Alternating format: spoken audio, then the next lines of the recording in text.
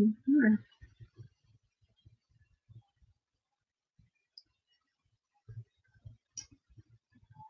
Okay, I think we're live now.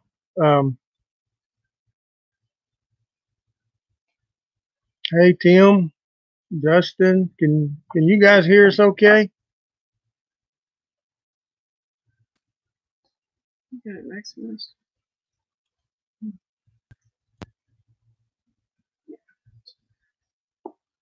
You guys can hear us okay? Okay, it looks like we're rolling. As you guys can see, we're outside here at the cabin, and I thought we'd do a live here outside. We've been having a lot of activity around the cabin the last couple of days, and I thought we'd do a live from outside. So if anything goes on, you guys will be here with us. So again, if you got any questions for us as we go along, put them in all caps on the chat, and we'll keep up with them, and we'll try to answer them the best way we can. But just put your questions, if you have any, in all caps. If y'all can bear with us just a second, we're still trying to get some technical difficulties. See, the chat isn't where we can see it. I'm not sure it's maximized, or can you drag it over? That's what I was trying to do.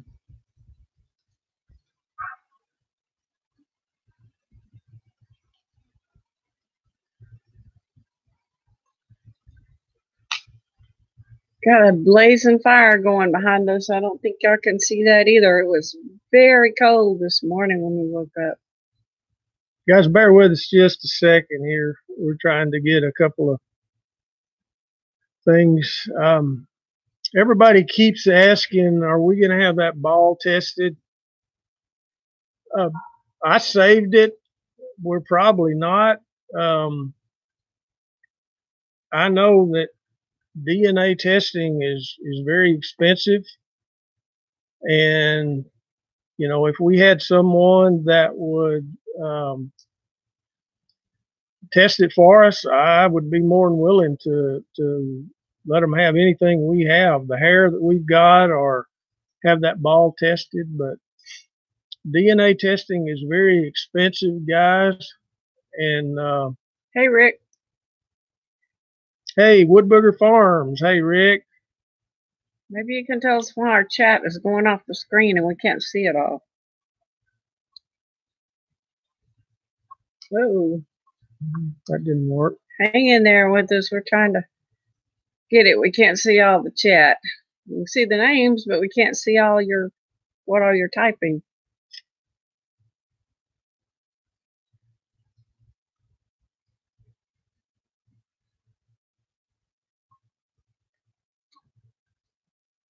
Man, I wish I could fix this. Somebody asked, do you hunt morel mushrooms? I guess it's what that says. I'm not a mushroom fan. Sheila is, but I'm not. I don't particularly care for them. So let me explain to you guys what happened today. I tried that. That didn't work. Wait. I think I got you. Let's see. Let me, while Sheila's working on that, let me explain a little bit about what happened today. We got here yesterday afternoon, and on the way up here, we stopped and picked up some toys to put in our gifting area. We got a Nerf football, we got a Nerf baseball, and several other real colorful toys that we put down there. Well, this morning, Sheila got up and walked down to the gifting area, and then Nerf football was gone. We looked around for it for a long time, and we just couldn't find it. It was gone. So I guess about noon, Sheila and I left. We had some business to take care of, and we were gone about 2 hours. And when we came back, I happened to walk around over where our travel trailer is, and lo and behold, the Nerf football was back. It was on the steps to our travel trailer, and it was either torn in several pieces or it was chewed in several pieces. It looked like it was chewed. There were teeth marks in several places on the Nerf football, but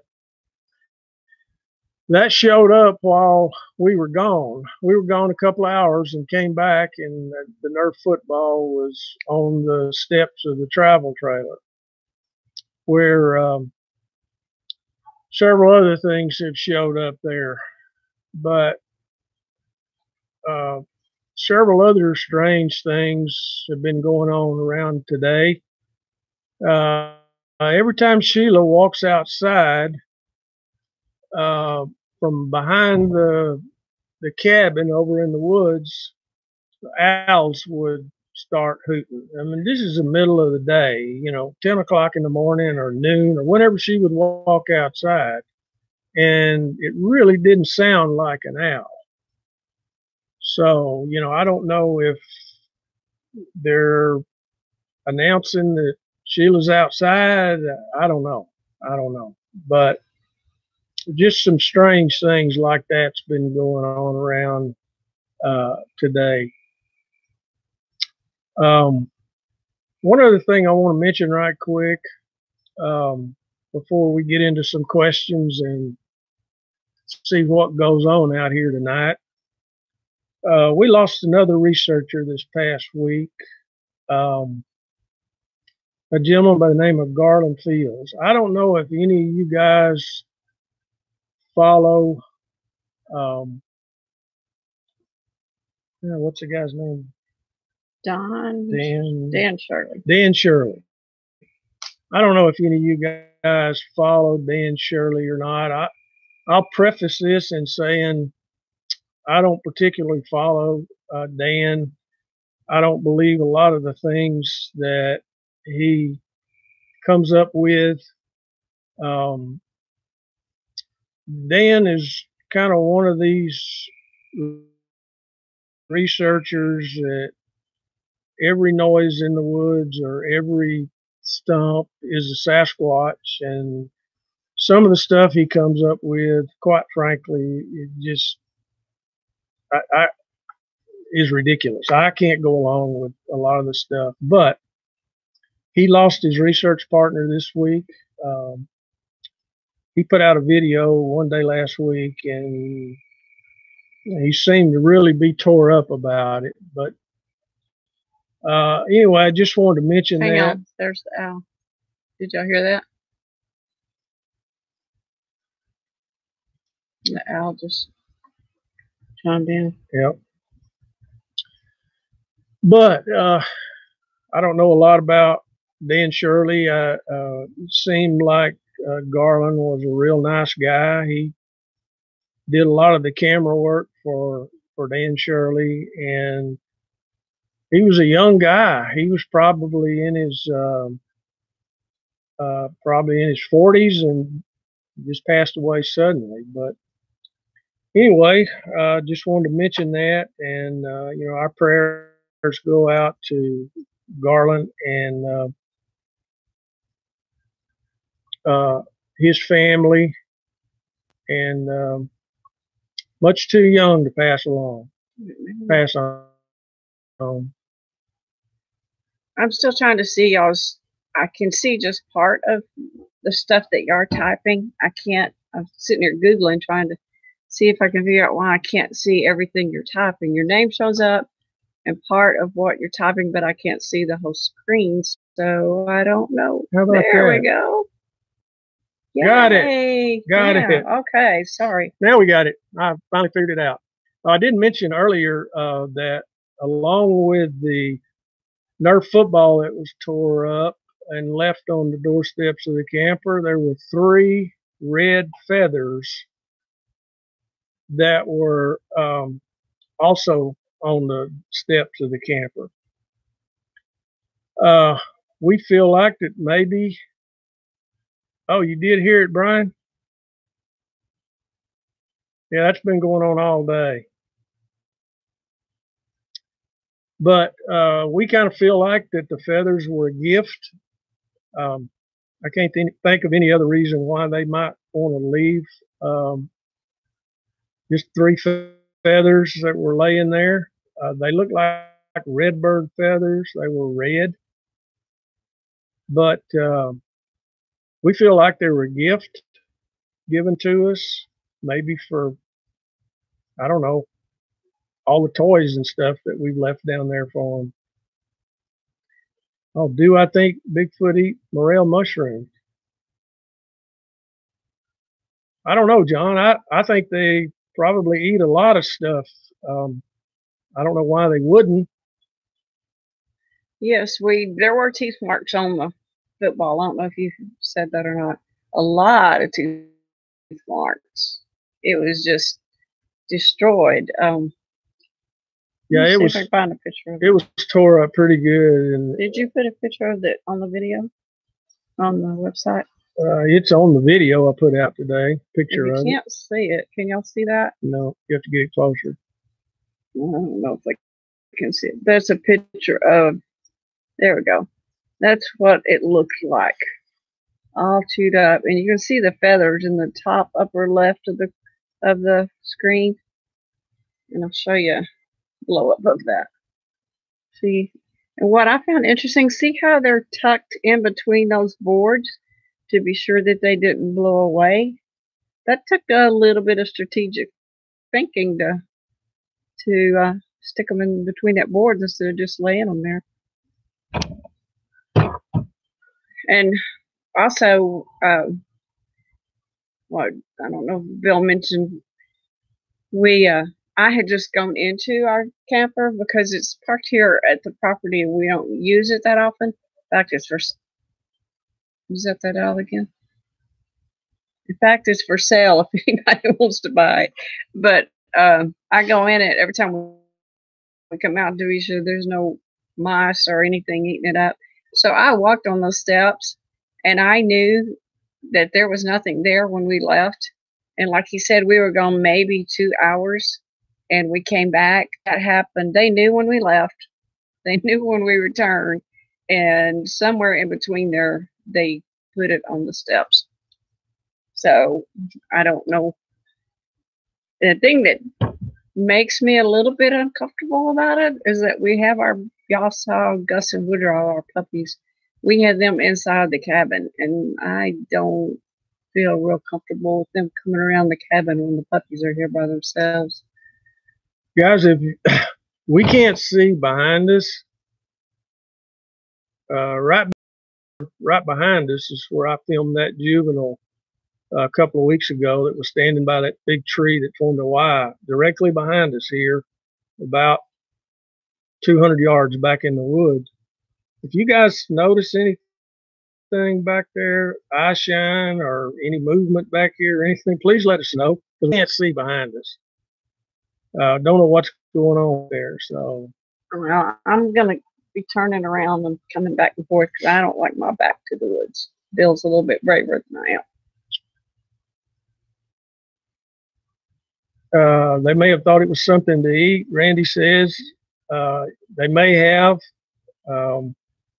There were definitely teeth marks. They were definitely took a bite out of it anyway, and it was tore up in several pieces.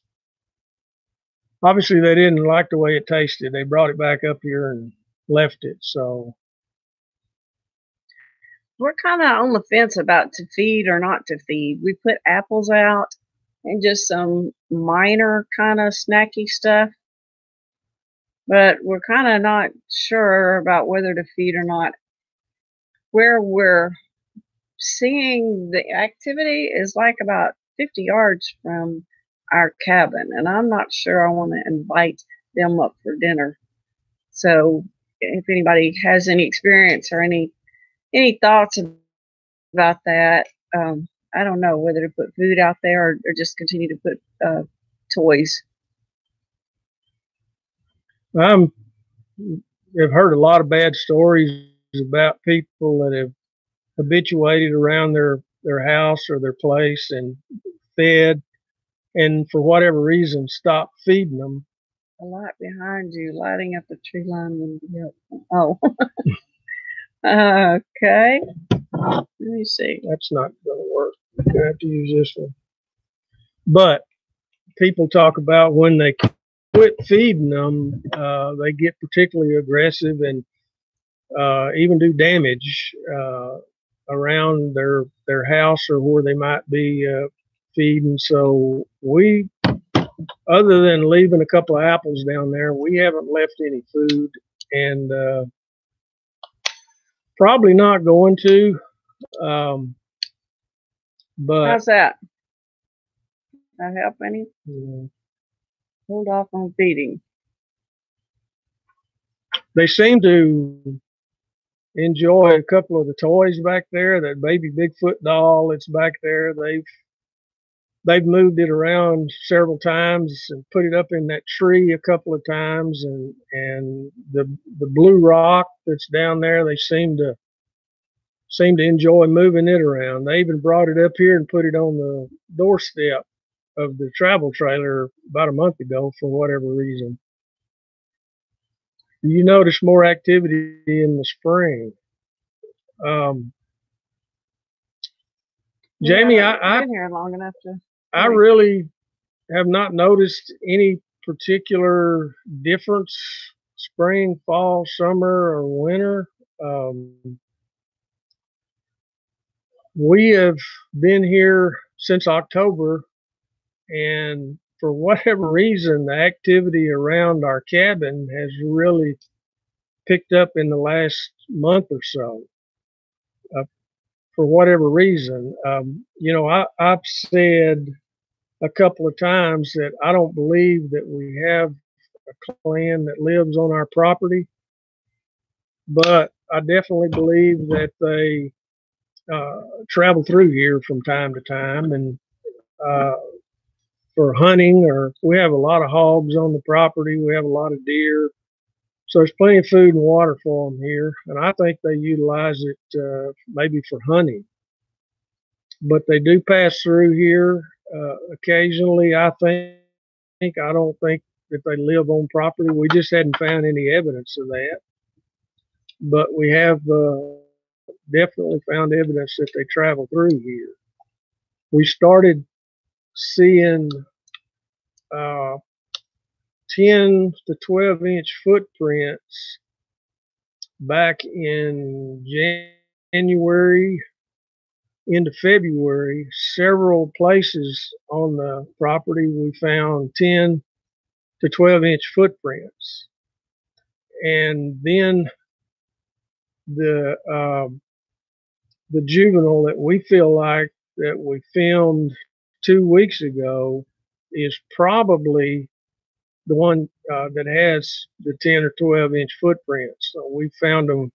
There's a creek that runs through the property on the back side, and around that creek area we found footprints in several different locations. But for whatever reason, that juvenile seems to be hanging around here. We think, we got him on film a couple of weeks ago just by accident. And then just the things that's been going on, it appears to be a juvenile. The rock throwing and hitting the camper.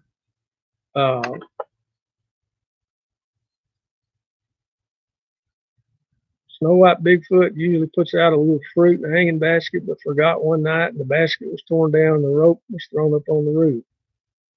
Well, that's the kind of thing I'm talking about. I think that if you start feeding them and then for whatever reason you stop, I've just been told a lot of horror stories about them starting to be really aggressive and even doing damage to the property. So probably not going to do any feeding. No, Diane, they had never left us feathers before. Let's get over so we can see you. Well, I'm trying to see. I'm sorry. I'm trying to see. They had left us feathers before. The only thing that they had really left us was the blue rock, and then just bringing the blanket back that was around baby Bigfoot and putting it on the steps. And then they left a couple of glyphs down by what we call the gifting area, but they haven't left us anything. I wish y'all could see the dogwoods. They are lit up like Christmas trees. If y'all have any dogwoods in your area, they're really blooming right now. We can see them even in the darkness. It's so beautiful. The week that was, good morning from Scotland. Got someone in from Scotland. Yes, Brian, I am nervous. I don't like my back to the woods. We've had a lot of things hit the camper or hit the cabin, be it rocks or limbs or whatever, over the last, I don't know, the last 2 or 3 times we've been here. Usually it's in the middle of the night, but 2 weeks ago when we were here, we were actually in the cabin eating dinner when they started hitting the back of the cabin, and that's when we grabbed the camera and went out there to see what was going on. And that's when we feel like that we got that juvenile on camera, just surely by accident. So, Tim, I saw your note. Thank y'all for the comments. They're coming in so quickly about should you go back in the woods after an encounter and how terrifying it is to you. I totally understand that, and I think it's really a personal choice. I mean, it's a frightening thing. If you've ever seen Carrie Arnold's encounter on Bigfoot Odyssey episode 5, it took him how long to go back in the woods? 7 years. 7 years before he would go back in there. If you've had a very close encounter, until you had it, people have a hard time understanding how shattering it is. So I think you have to do it at your own pace and just when you feel the timing's right, because it's frightening. I haven't had one like Carrie did, or even I'm sure like you did, but just the experiences I have had. You have to be there to really understand how shattering it can be to you to be with a creature like that. Oh, Carl. Hey, Carl. How are you doing, bud? No, we haven't had any flooding around here. We've had quite a bit of rain. In fact, it rained. We got up here on Thursday. I think Wednesday it rained pretty good up here, but we're kind of up on a ridge in here, so we haven't had any flooding. Now, the creeks are running pretty good, but we haven't had any flooding. Thanks for that information, Ellie. I did not know that. The feather symbolizes trust, honor, strength, wisdom, power. I knew it was a very strong symbol in the Native American culture, but I didn't know that. To be given one of these is to be handpicked out of the rest of the men or women in the tribe. Wow. That's interesting. We do feel like it was a gift. They haven't really left us a gift other than that blue rock, but we felt like it was a gift, saying either thank you for leaving the toys, or I don't know. But somebody said maybe it was meaning that there was 3 of them. I don't know.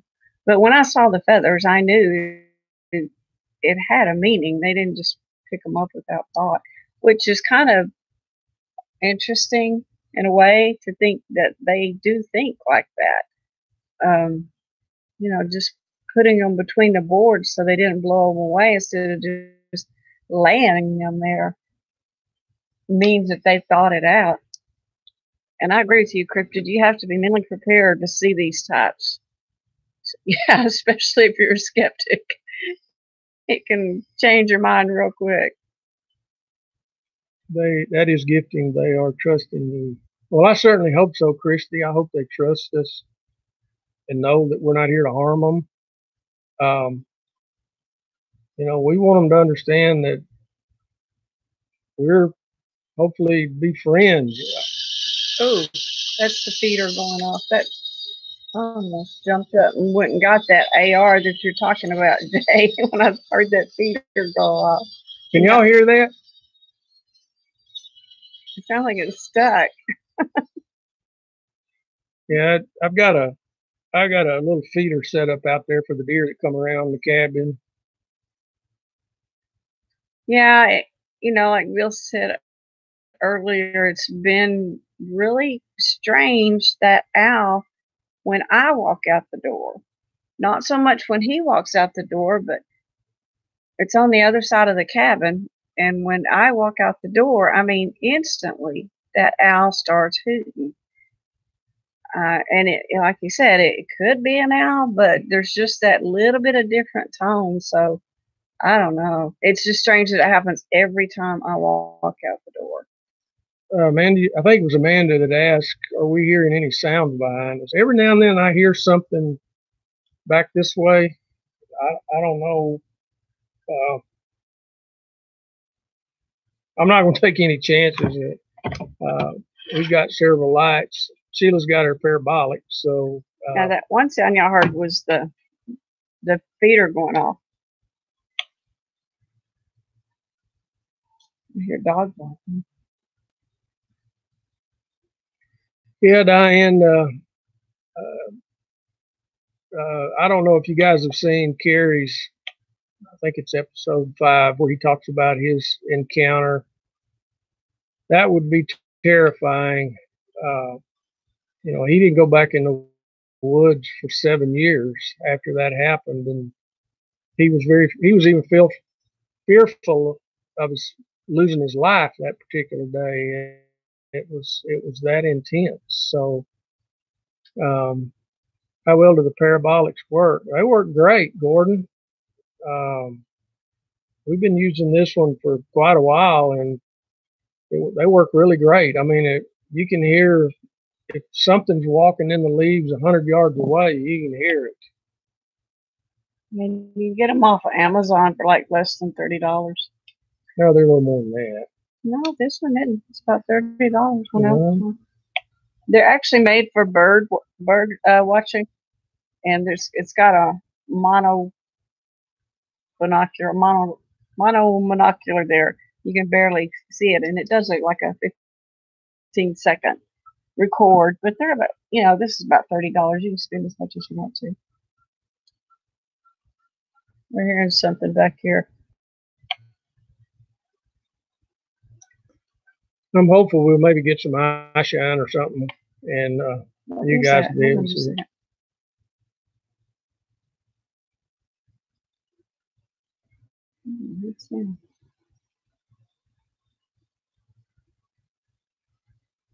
What cameras do you use at night? Gordon, I've got a night vision camera that I use if I'm filming at night. It works off infrared. I've also got an infrared attachment that fits on it that you can't see with the naked eye, but it lights up the area pretty good. And I use it's a Canon. Just a second. With night vision on it. It's got a night vision mode, and that's what I use for filming at night. Somebody asked earlier if we see any structures on the property. She's hearing something back there. I don't know. She went to check it out, but we found a lot of structures on this property. Things that just there's no reason for them to be there, whether they be structures for for shelter or structures for a hunting blind or that kind of thing. If you've seen the documentary we did with Bigfoot Odyssey with Carrie Arnold, we talk about the structures on that video and actually show some of them. Don't let her go too far.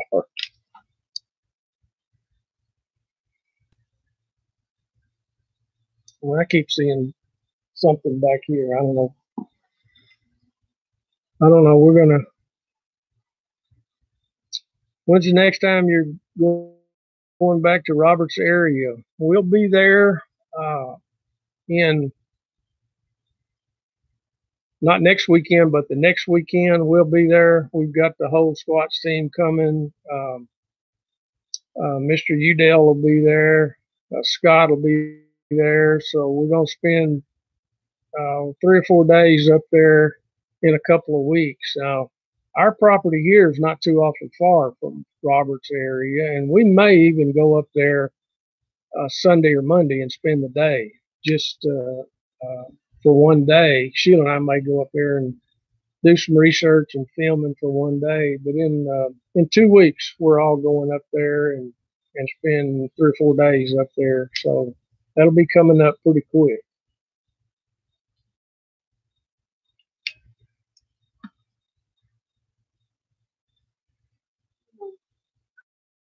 What it is or something. Leave it back there, but it could be anything. I don't know what it is. You can tell big, little, 2-headed, 3-headed. I don't know. There's something moving.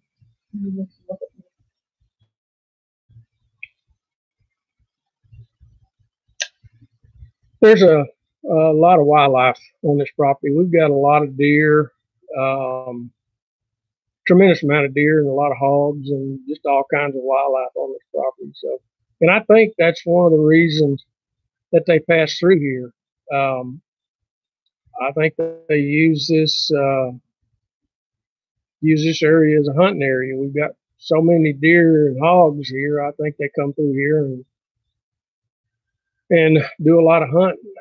So, how's the best way to start a research team? That's a good question, Gordon. I think the best way is just buy you some basic equipment that you're going to need and just get out there and start doing it. You can do a lot of research on different areas that's close to you, and you can do a search on Bigfoot sightings close to wherever you're at, and just get out there in the woods and start doing research. Yeah, find some like-minded people.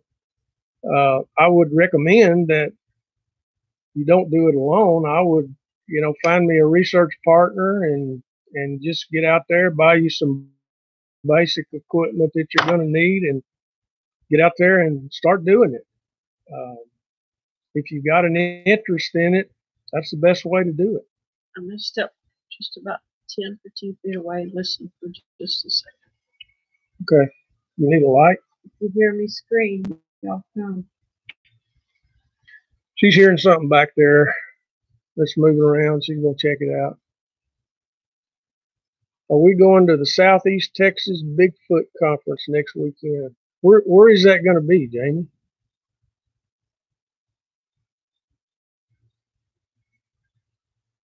Is that the one that's in up close to Texarkana or Huntsville? That's one brave lady. Yes, she's pretty brave. Then we might just do that next weekend. I didn't know they were having one in Huntsville. That's one of our favorite research areas. We go down and research in the Sam Houston National Forest a couple of times a year, and we've had some good experiences down there. I love that area down there. Yeah, I know exactly where Huntsville is. We usually stay there in Huntsville State Park with our travel trailer, and then do research over in the Sam Houston National Forest.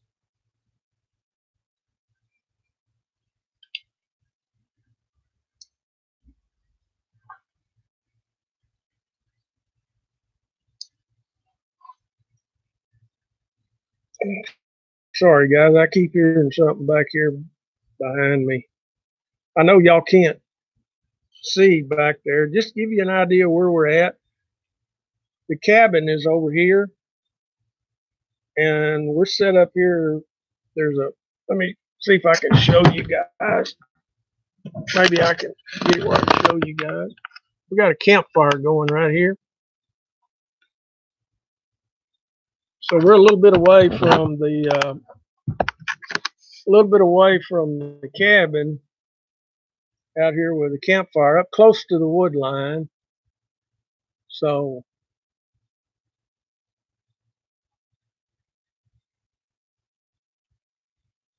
yeah, it can be difficult sometimes finding like-minded people.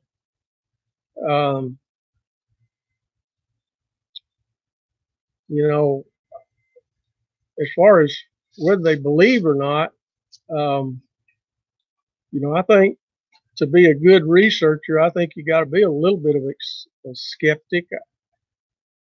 Otherwise, you know, when you go out there, every tree stump and every sound you hear is going to be a Bigfoot. You got to be a little bit of a skeptic when you go out there. So, Gordon, I'd just keep looking. You'll find somebody that wants to get into research and learning more. Hold on a second. Sheila's got something going on back here.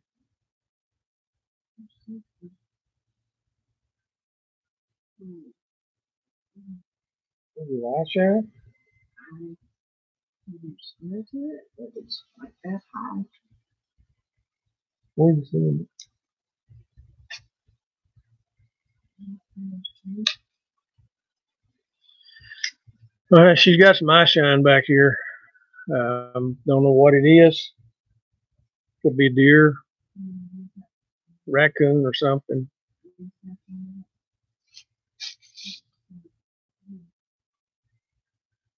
Yeah, John, we may have some live action going on here in a second.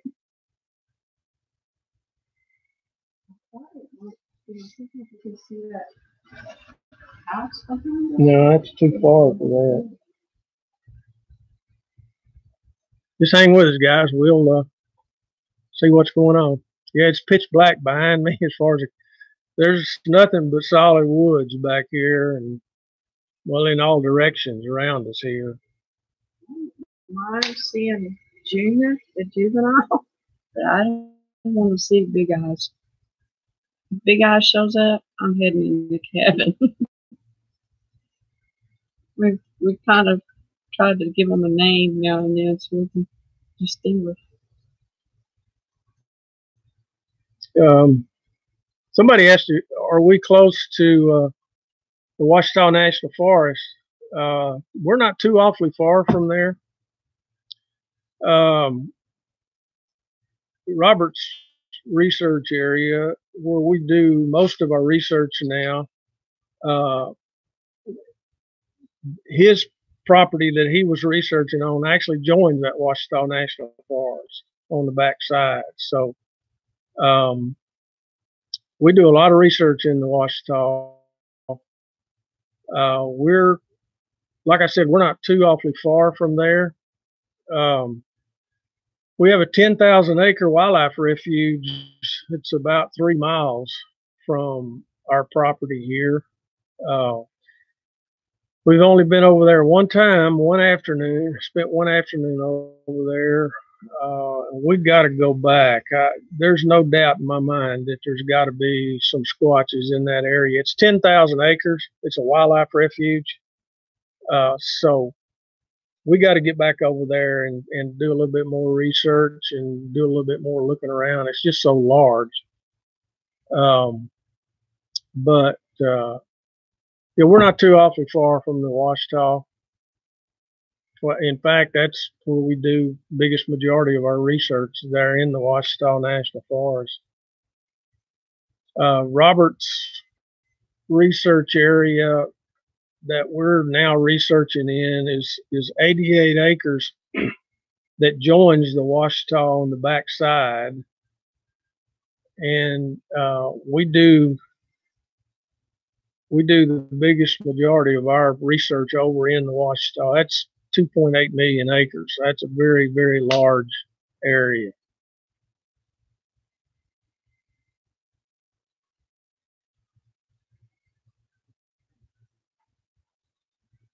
I'm trying to keep up with the questions. A lot of times that the chat goes so fast, guys. A lot of times it's hard to keep up with it, but put them in all caps. They make it a lot easier to find. Hello, Rachel. I've been watching some of your videos about what's going on around your house. Very interesting.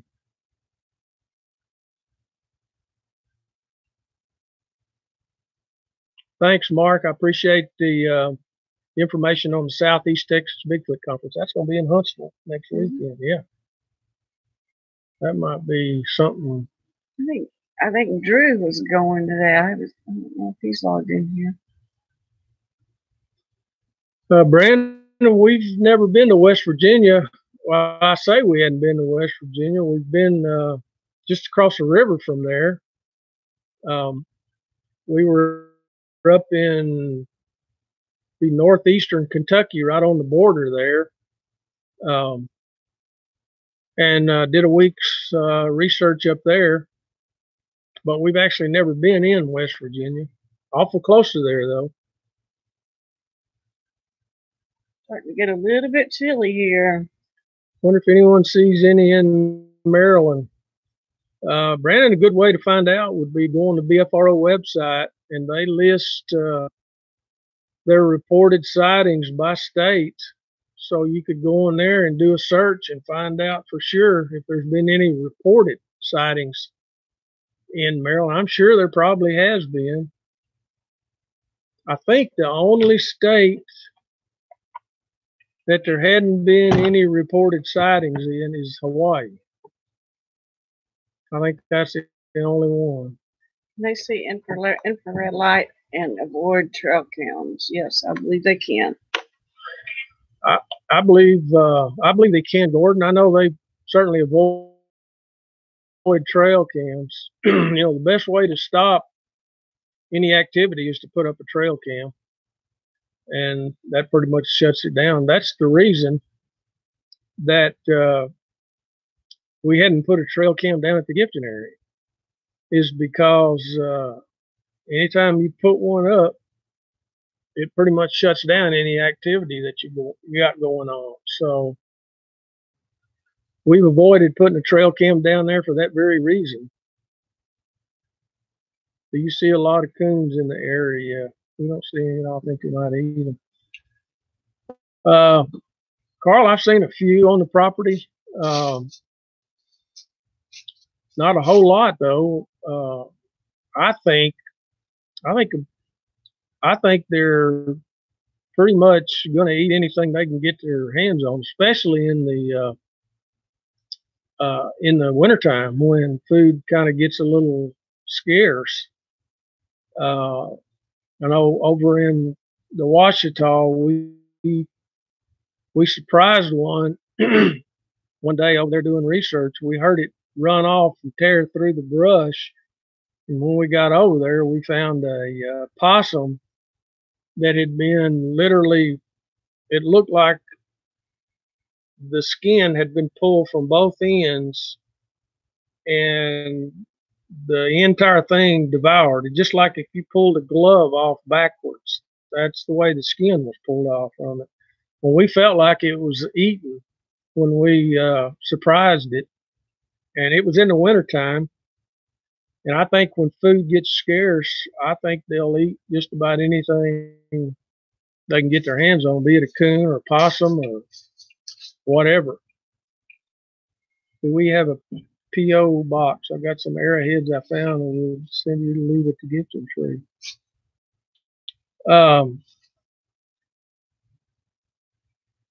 John, let me get with you offline. Send me an email at searchforthebigguy.gmail.com. Send me an email there, and I'll get with you on that. I'd love to have that.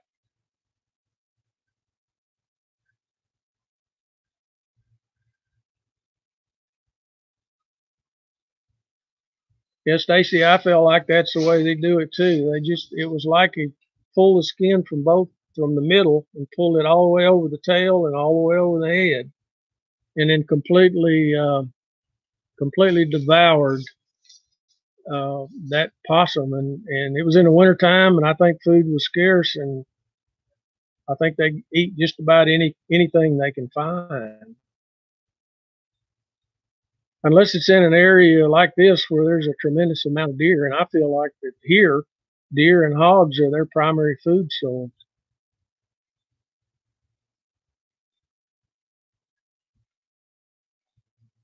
Yeah, Rachel, we're actually out in the woods, outside.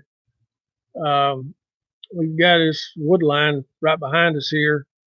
There's another wood line to my right and to my left. So we're outside.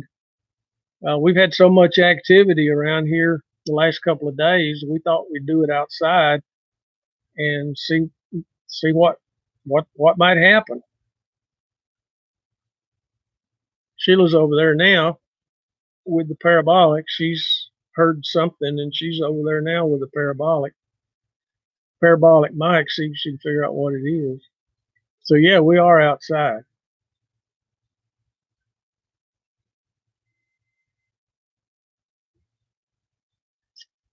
Bye, Vita. Thanks for stopping in. If we get anything going on here, we're gonna try to get it on camera for you guys, either I shine or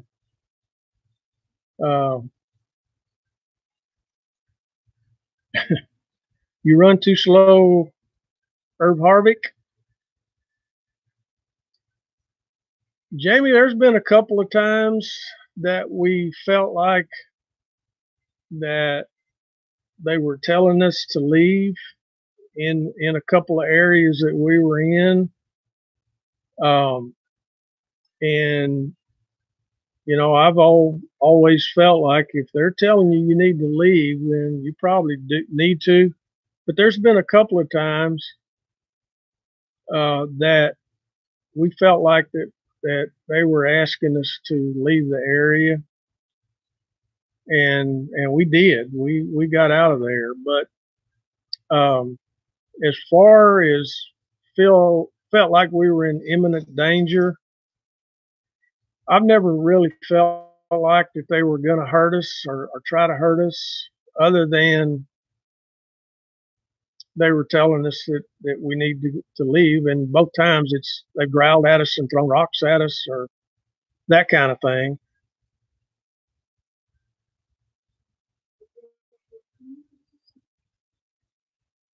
Huh? Guys, y'all hold tight. Sheila's got something going on over here. Y'all hold tight. I'm going to see what she's got. I'll be right back.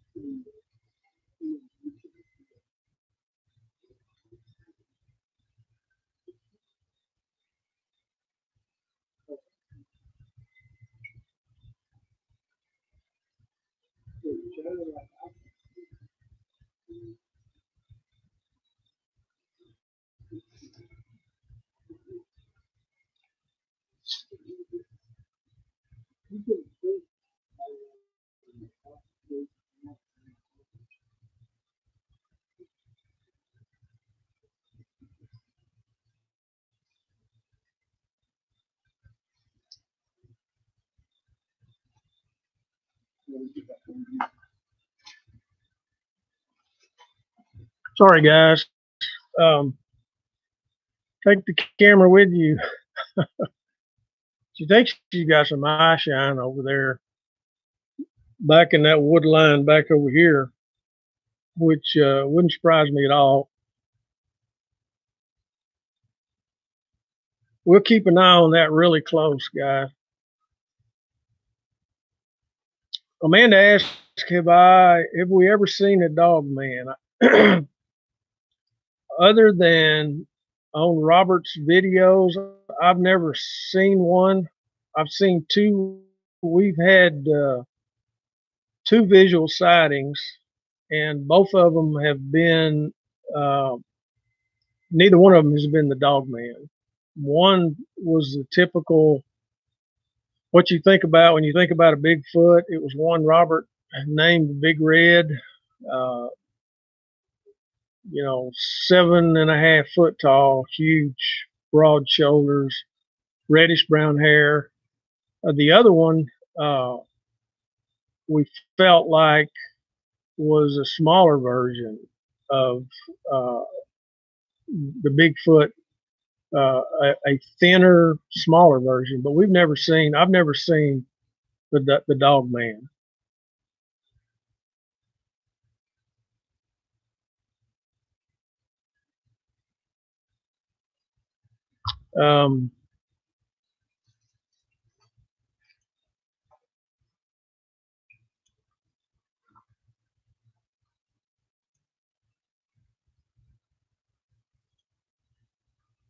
How do you get that chat to go up? Just scroll up. Just scroll. Oh. Do you put out blueberries, pies, or pears at one site far, far from your cabin? No.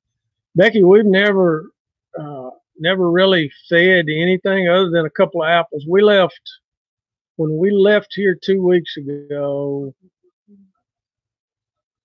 I put 4 apples out down there on the gifting log. And of course, we got back today or yesterday, they were gone. Now, that doesn't mean that. Hold on a second, guys. Hold on. Y'all stay with me.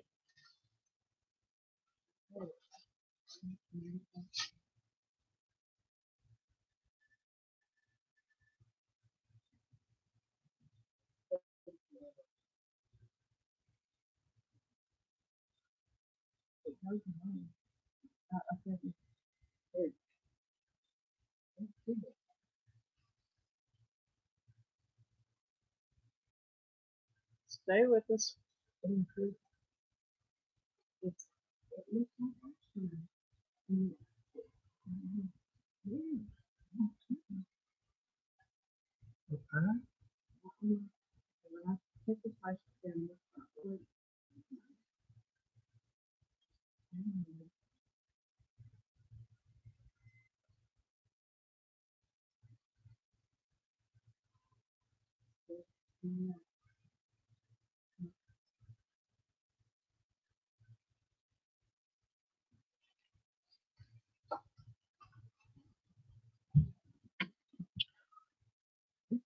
We may have a visitor, guys. Some eye shine on this wood line back to my left back here.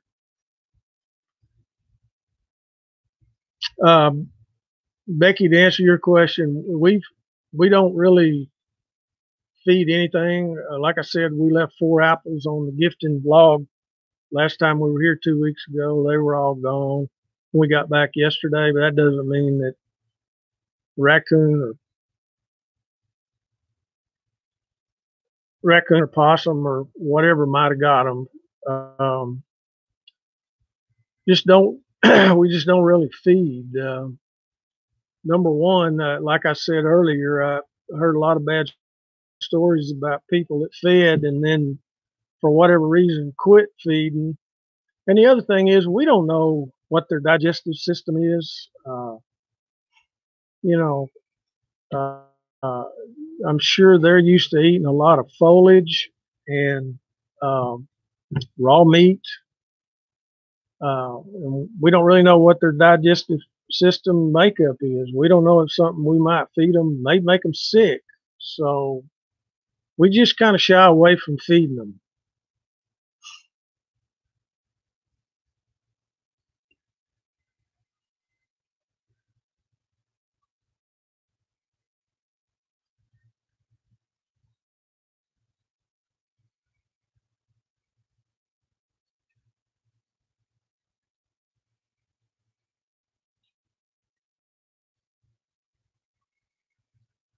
Here's some coyotes. Some coyotes in this wood line over here. I don't know if y'all can hear them or not.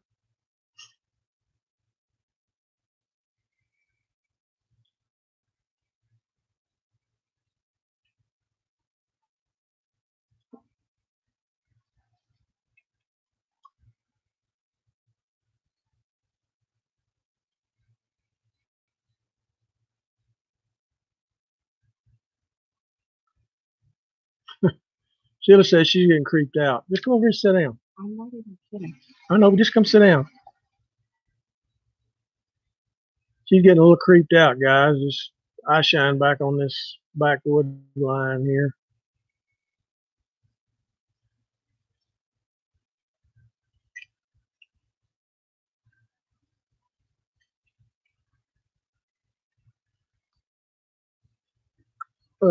Gordon, I also did the same thing.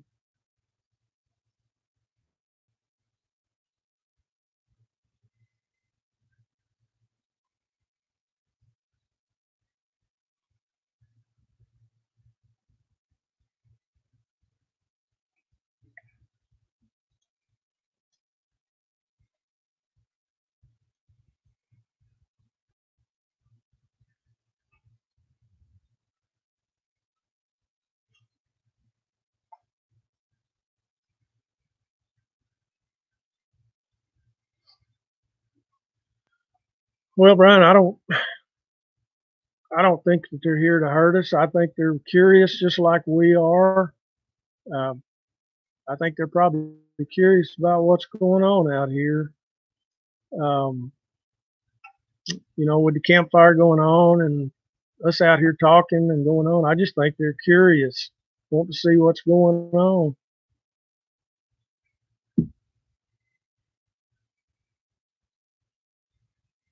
And Stacy, you know that it wouldn't bother me to go out there and take a look and see what it is.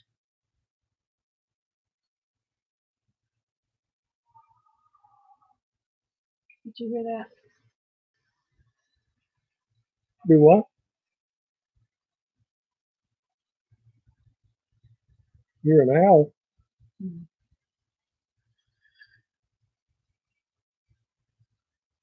Yeah, they probably do. I probably want to know what this computer is. I just think they're extremely curious. That's just like we would be. Uh, curious about different things, and we don't know what it is, and we want to get out there and try to learn and see what the heck is going on. Did y'all hear that? Rachel heard it. Ronnie heard it. What did y'all hear? What did it sound like y'all heard?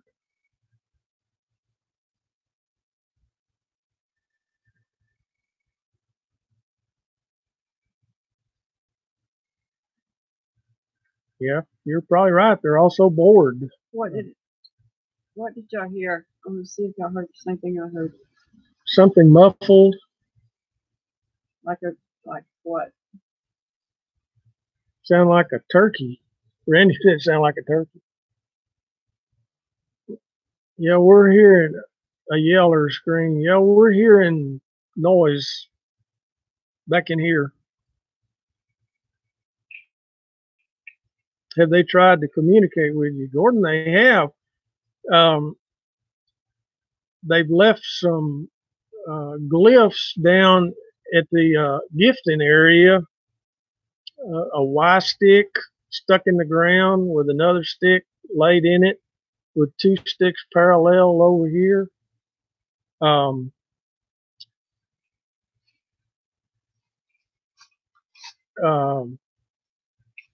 But they've left some glyphs down there. I did a video on that, and I think the name of the video was "Is Bigfoot Trying to Communicate with Us?" You might go back, if you haven't, go back and look at the channel and find that video. My audio is being distorted.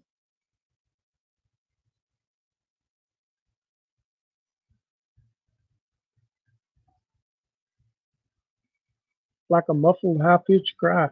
That's what we've heard back here. It sounds like like a muffled scream. Have you guys heard any Bigfoot chatter? We have, Jamie. We've heard, I think, what some people call it samurai chatter. We heard that. We heard that. We were on an expedition in Kentucky, and about 2 o'clock in the morning, we heard them doing the samurai chatter thing, back and forth like they were communicating. But yes, we have heard that.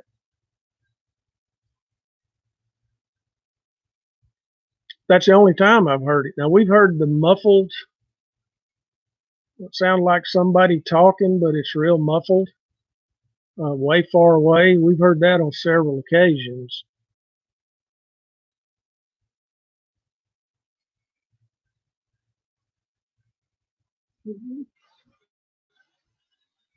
If they wouldn't mind, can you break away for just a second?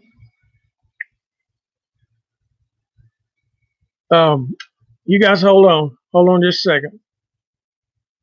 I'll be right back. Sheila's got something going on back here.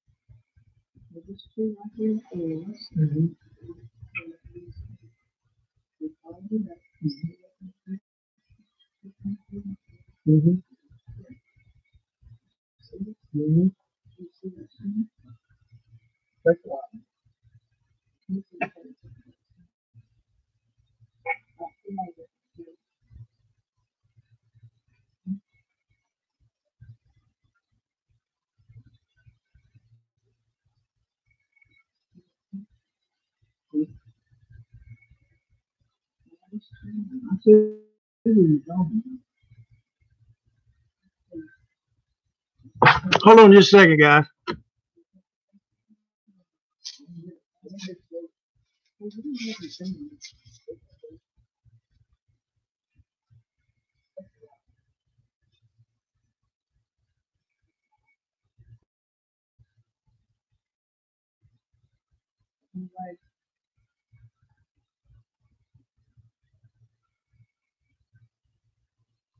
Sorry, but I want him to see it, so. You see it?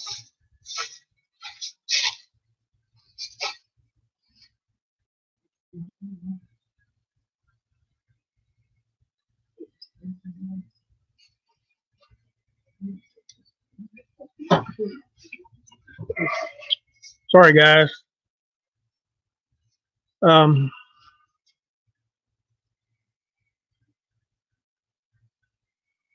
We got some kind of eye shine back here.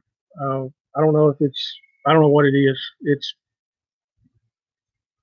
every time she puts the flashlight in that direction, it goes away. So I don't know. Don't know what it is.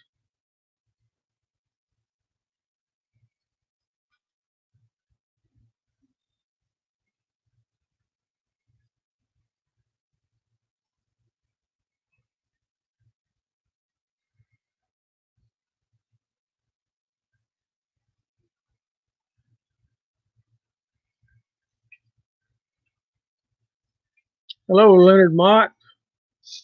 Glad to have you. We're out in the woods. It's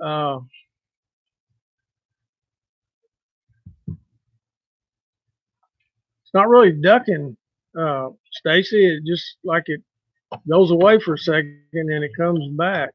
Can y'all video what she's looking at? I don't think so, because you can't. When you put a light on it, I don't know. It's just creeping on. Hello, Sasquatch Hunter from Arizona. Yeah, she's back. I think she's getting a little creeped out. Oh, Tim, that was a good joke. You're probably right. Yes, it may be closing its eyes. That's exactly what. But I just would feel better if Bill saw it, so I wouldn't think I'm crazy. Jamie, this is the first live chat we've done from the cabin here.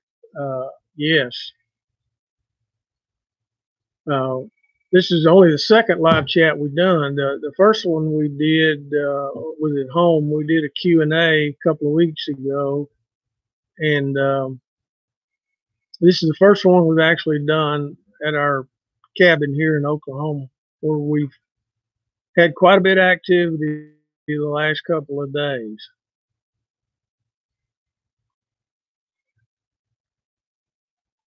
I think so, probably so, Amanda. The experience that I've had with eyeshine, they don't like shining a flashlight in their face at all.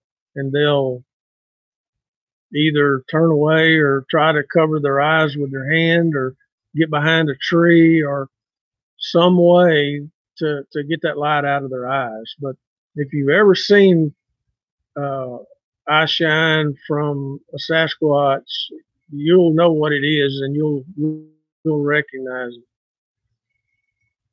Ryan, I hope to do more too.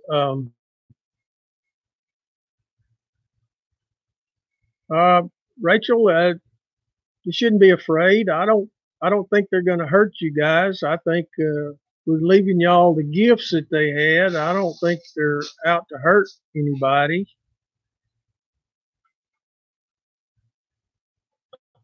Well, great, Jamie. That's what we're trying to accomplish. We want you guys to feel like y'all are a part of it. And, that's what we're trying to do.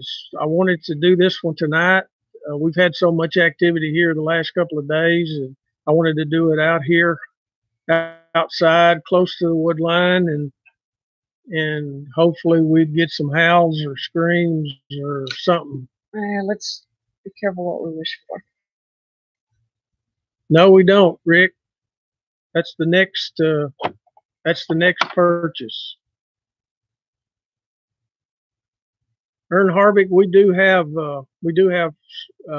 some night vision cameras. It's so hard to film at night. My experiences in trying to film at night is just not been real good. I'm going to tell y'all what I'm hearing, and quit laughing at me, Rick. I see that. You know, I'm always reluctant to say this because y'all could be thinking, yeah, she's just pulling her leg here. A while ago, when y'all said you heard something, I had the parabolic on, and to me, it was like a low guttural growl, and that's why I said I'm getting the creeps. And I can hear movement back there. It's something large because the tree limbs are snapping, so a deer couldn't do that. Yeah, so I'm getting kind of creeped out. You know, if there was some way, guys, we could get Wi-Fi down in the woods, I'd do this. I'd do it way down in the woods. You would be doing it alone. Well, it'd be all right. I'd do it by myself. Yes, I'm picking up sound with my parabolic. Distance estimate. Every time Sheila gets up, I get nervous. I get nervous too, Susan. Probably 30, 40 feet. You're talking about how far from the Wi-Fi can we get? Oh. I'm kind of pushing the limits where I'm at now. I think if I got any further, I'd start losing signal. I wish, you know, someday technology will be where we can live stream anywhere, but I'd love to be able to take you guys live stream down in the woods with us and even at night, and do it. Where am I seeing the eye shine? As you're looking at me to my left, about 30 or 40 feet. And the reason it's kind of creeping me out is because it goes away and then it comes back. And when I bring Bill over there to look at it, it goes away. But I can step back over there and it comes back. So yeah, it's creeping me out. Rick, how far can you get away from your Wi-Fi? You do a lot of live streaming outside. Talk to them. What do you want me to say, Rick? Build up your fire. That fire does need building up. It's about to go out. How far can you get from your Wi-Fi, Rick? Ask them to make a noise. Heck no. They're already making a noise. Did. Are you crazy, Rick? What language do I say it in? I'm not as brave as y'all think I am. Whoops, did you hear that? Y'all hear that? There's a definite would not. Is that good enough for you, Rick?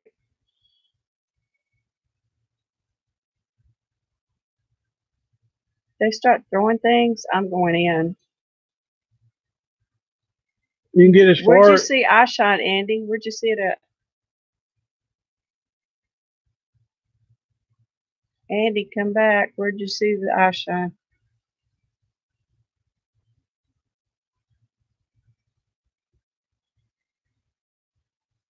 See, they heard it twig throw. Yes. Yeah. I'm not hearing any background noise from your end. Behind my left shoulder. Yep, that would be about right. Closest house to us. It's a long way. I don't know exactly, but it's a long way to the nearest house. We're out in the middle of nowhere here. I mean, you can ask Carrie Arnold when him and Linda came down here to do their documentary. They like to never found the place. He telepathically responded to Rick. Yeah, I could buy into that. Between us both. That's where you're seeing the eye shine? Yep. I need to blow that fire out. If it's over my left shoulder, then that means there's more than one out there. Oh, I see. I think I see what he's talking about. That means there's more than one. How far is the middle of nowhere? Yeah. We don't really have any neighbors per se. I'm fixing to go get him some firewood right now. It's not eyeglass reflection. Yeah, I think you're right, Jay. I think you're seeing her earring shine. That's what I saw. We don't really have any neighbors here. There's nothing but woods everywhere. Off the main road, there's a lock gate down there, and then you have to come, once you get through the gate, you have to come a long way up where the cabin is.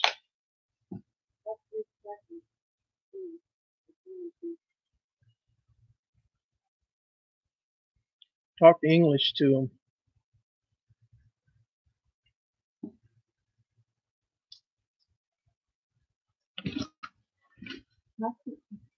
Hey, Rick, how about you just call on my cell phone and I'll let you talk to them? Ask you to toss them some wood. I can't put that in with it. That wood. Sit down here and talk to them, and she's gonna sit down here and talk to y'all a while. I'm gonna go build a fire back up. The campfire is going out. Say what? Ama means booger. Well,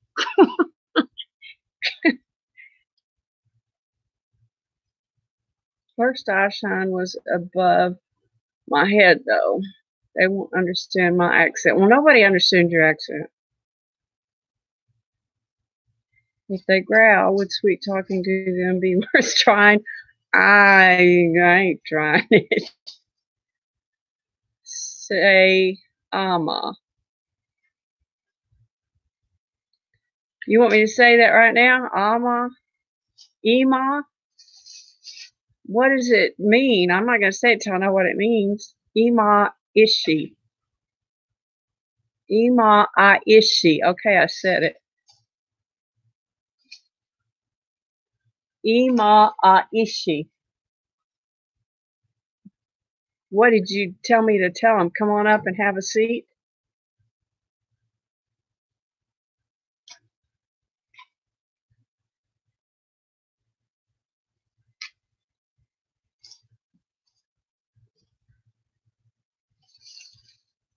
Put stay first. Say Amana Hayi O. What are y'all telling me to say? I don't trust y'all. Y'all might be telling me to have them come in and spend the night. Yes, I heard a grunt and a growl a while ago, and a wood knock, Andy. No whoop yet. It means my husband wants to wrestle you. All right, I'm in on that one, Rick.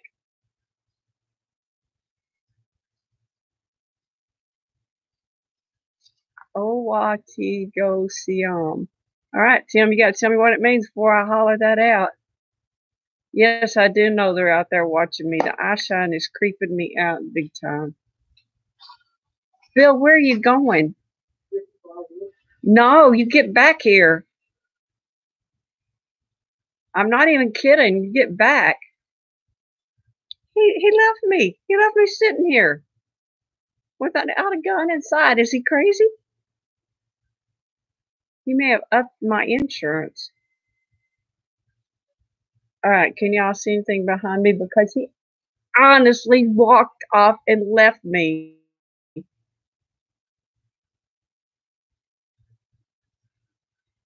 Yeah, you bet they can smell my fear. I can smell my fear. How are you going to save me from there, Jamie? Bill, get back here. Can you believe that? He walked off and left me. And took his gun with him. Yeah, now he's back. Yeah, he will be sleeping outside. Flash a white light to your left. I don't even want to look, Rachel. And how does he know I'm safe, Tim? There's at least 2 out there. How does he know I'm safe?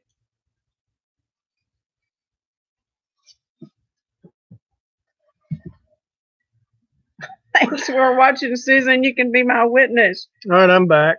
I had to go get some firewood. He's using you as bait. It wouldn't be the first time. I had to go out in the edge of the woods and get some firewood. Nah, Leo. Okay, I did it, Rick. Nah, Leo. I don't think it was any flashlight. We don't have a flashlight on. Okay. She see. She friend. Okay, I'm gonna say it again, y'all. Nah, Leo. She. Now, how do you know that's what it means, Rick? They will repeat it. If they repeat it, I'm just gonna need to go change my pants. It's getting really dark out here. Can y'all see us okay? Move that light closer.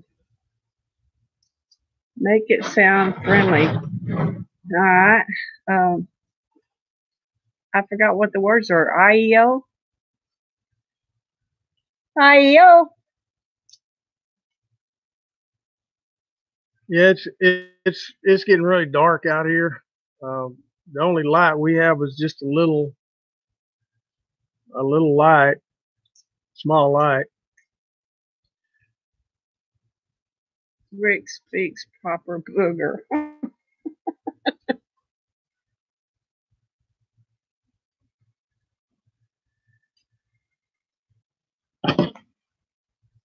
What? What are you doing? So I heard something. Your light is losing its. Yeah, it's getting so dark out here, but that's part of the fun of it, sitting around in the dark.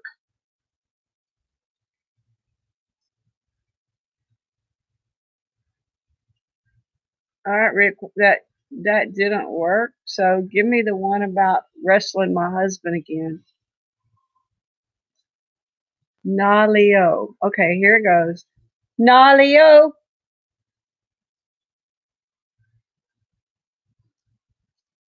Rick the Booger Whisperer. Cola.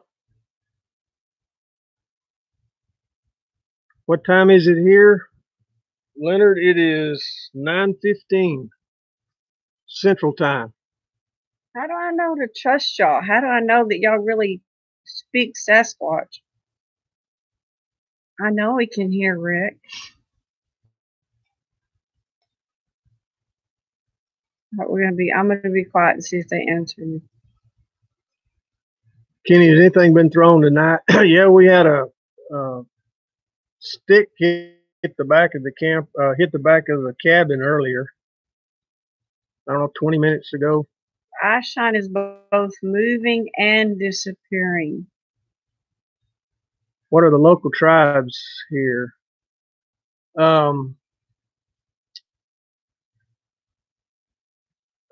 Rick, I'm trying to think. The county here is named after one of the tribes. Pushmataha. I think it's Pushmataha.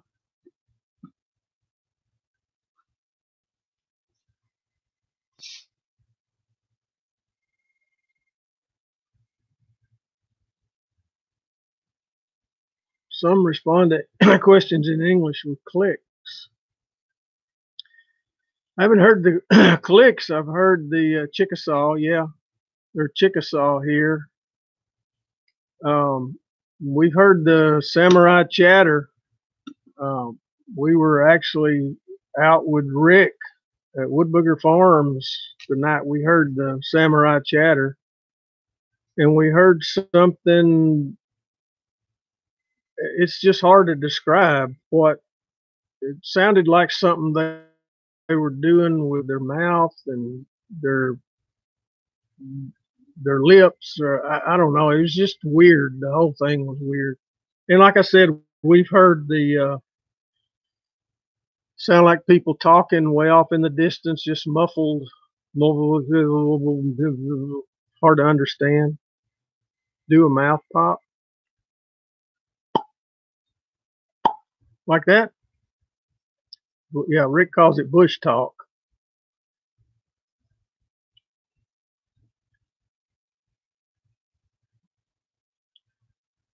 Barb and Gabby. Gabby passed away, I think, didn't she? That black lab. Dog. Yeah, black lab that Barb had.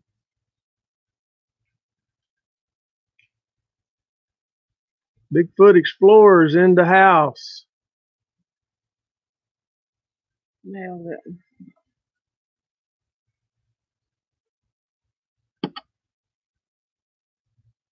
Maybe clicks the young one.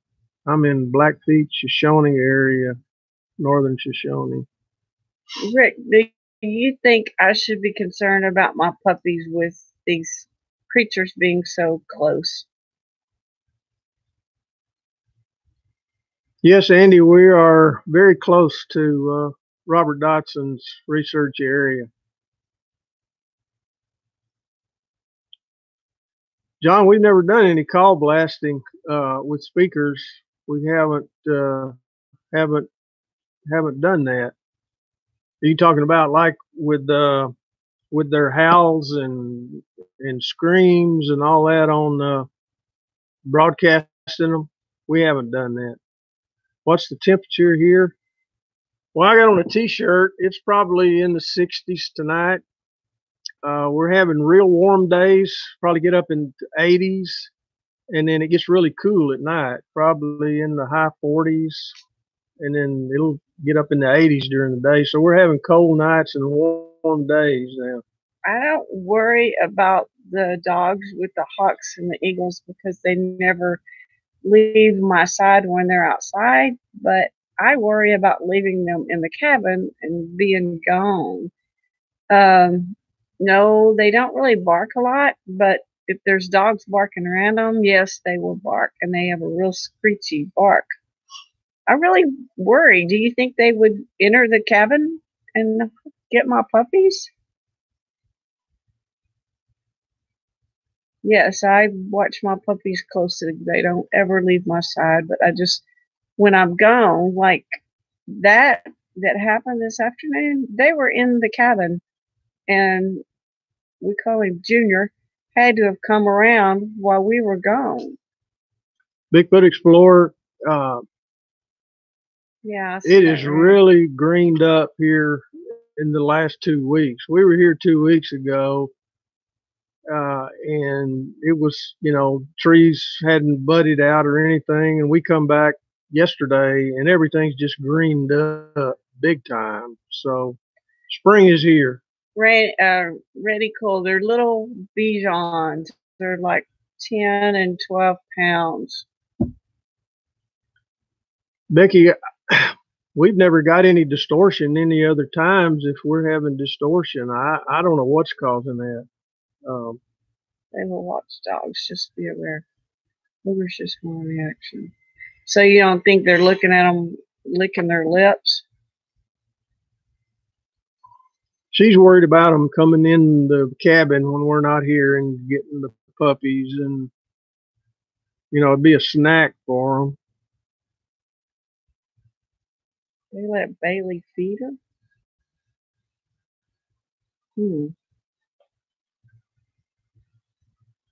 No, at this point, Susan, I don't really trust them either. Can we put some more light on us? Is that helpful? There, is that helpful?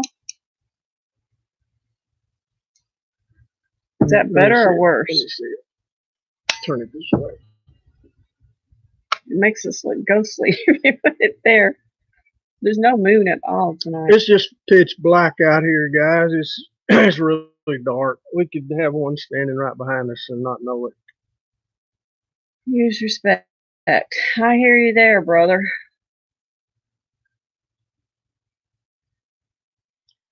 Bigfoot Explorer, I think with the warm weather, they're coming out of their winter mode. I've often wondered, do they shed their hair in the summertime? Do they have a lighter coat in the summertime, and in the wintertime, do they put on a heavier coat? That's one of the questions that us researchers are trying to find out. There's just so many unanswered questions. I've got an idea that they probably shed that coat in the summertime, or maybe shed part of it and then put on a heavier coat in the wintertime when it's so cold. I don't think in this part of the country, it gets up to 110, 115 degrees, and to have a heavy coat like that, I think it would make them pretty miserable. How's that? Is that better? We can't really get the fire behind us because we'd have to move the whole computer. There. No, not there. Okay. There. Is that better? Yeah, that's you can better. see us, but you can't see behind us. But you could see if something walked up. Shed a little light on y'all by moving where the fire is behind you. It's set up on a table. We would need to move the whole table around, and I don't know if the wires would reach that far.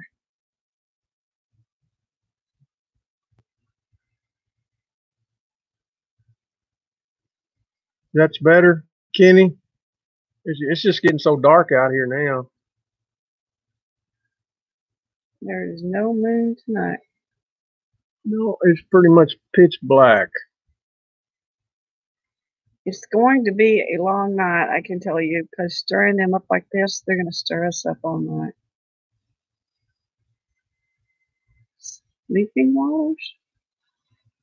don't know what that is. Bigfoot Explorer, we found some areas that we felt like that they probably. We found some areas where the grass and everything has been really pushed down. It was too large to be a deer or anything like that. So we felt like that it's an area that they either rested in or maybe slept in. You know, the one we found over behind that big cedar tree where the grass was all pressed down. What does Ma be she mean, Rick, before I say it? I don't trust you. Bigfoot Explorer, up in our research area, the Robert Dotson research area, there's a lot of caves up there.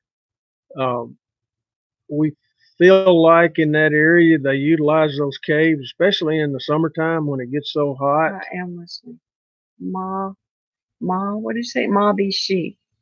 Okay. Do I really want to listen to him?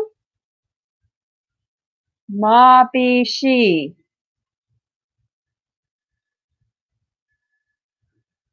Yeah, that makes sense, Captain America, that they would stay close to the rivers in the hot summertime to stay cool. Again, down in our research area, Robert's old research area, there's several major creeks down there, and that water stays cold year round. And I know that they probably utilize that along with, there's a lot of big rock bluffs and limestone outcroppings that have a lot of caves in them, and we feel like that they utilize those caves, especially in the summertime when it gets so hot. Michael Jackson? What? I don't get it.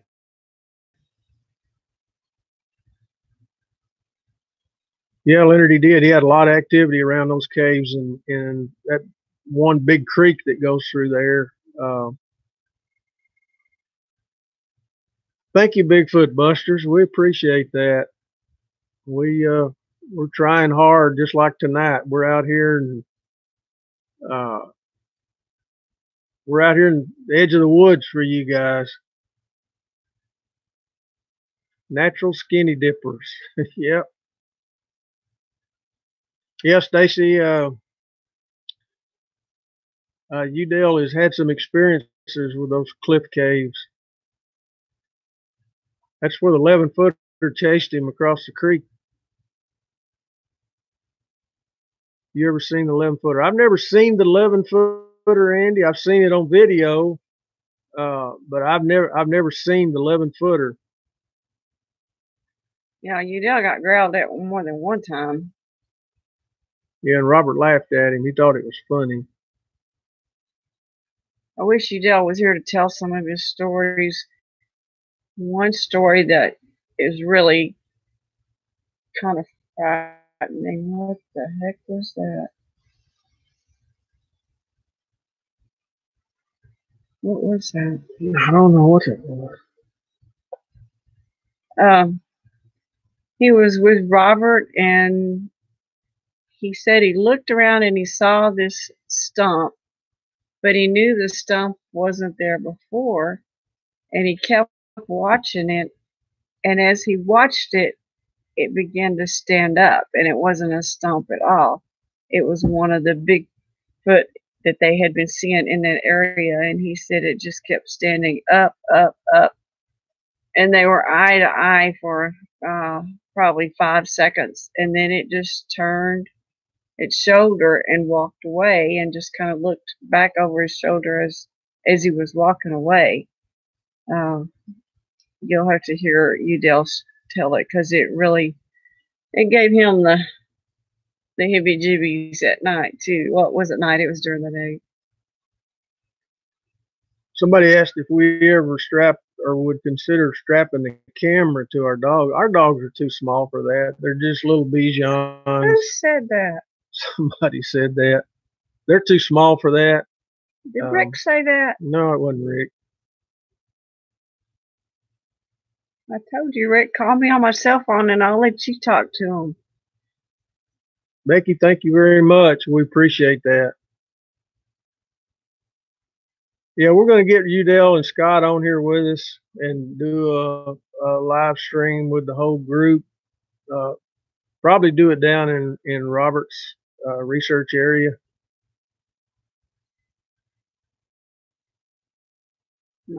No, get out of here. How do I block you?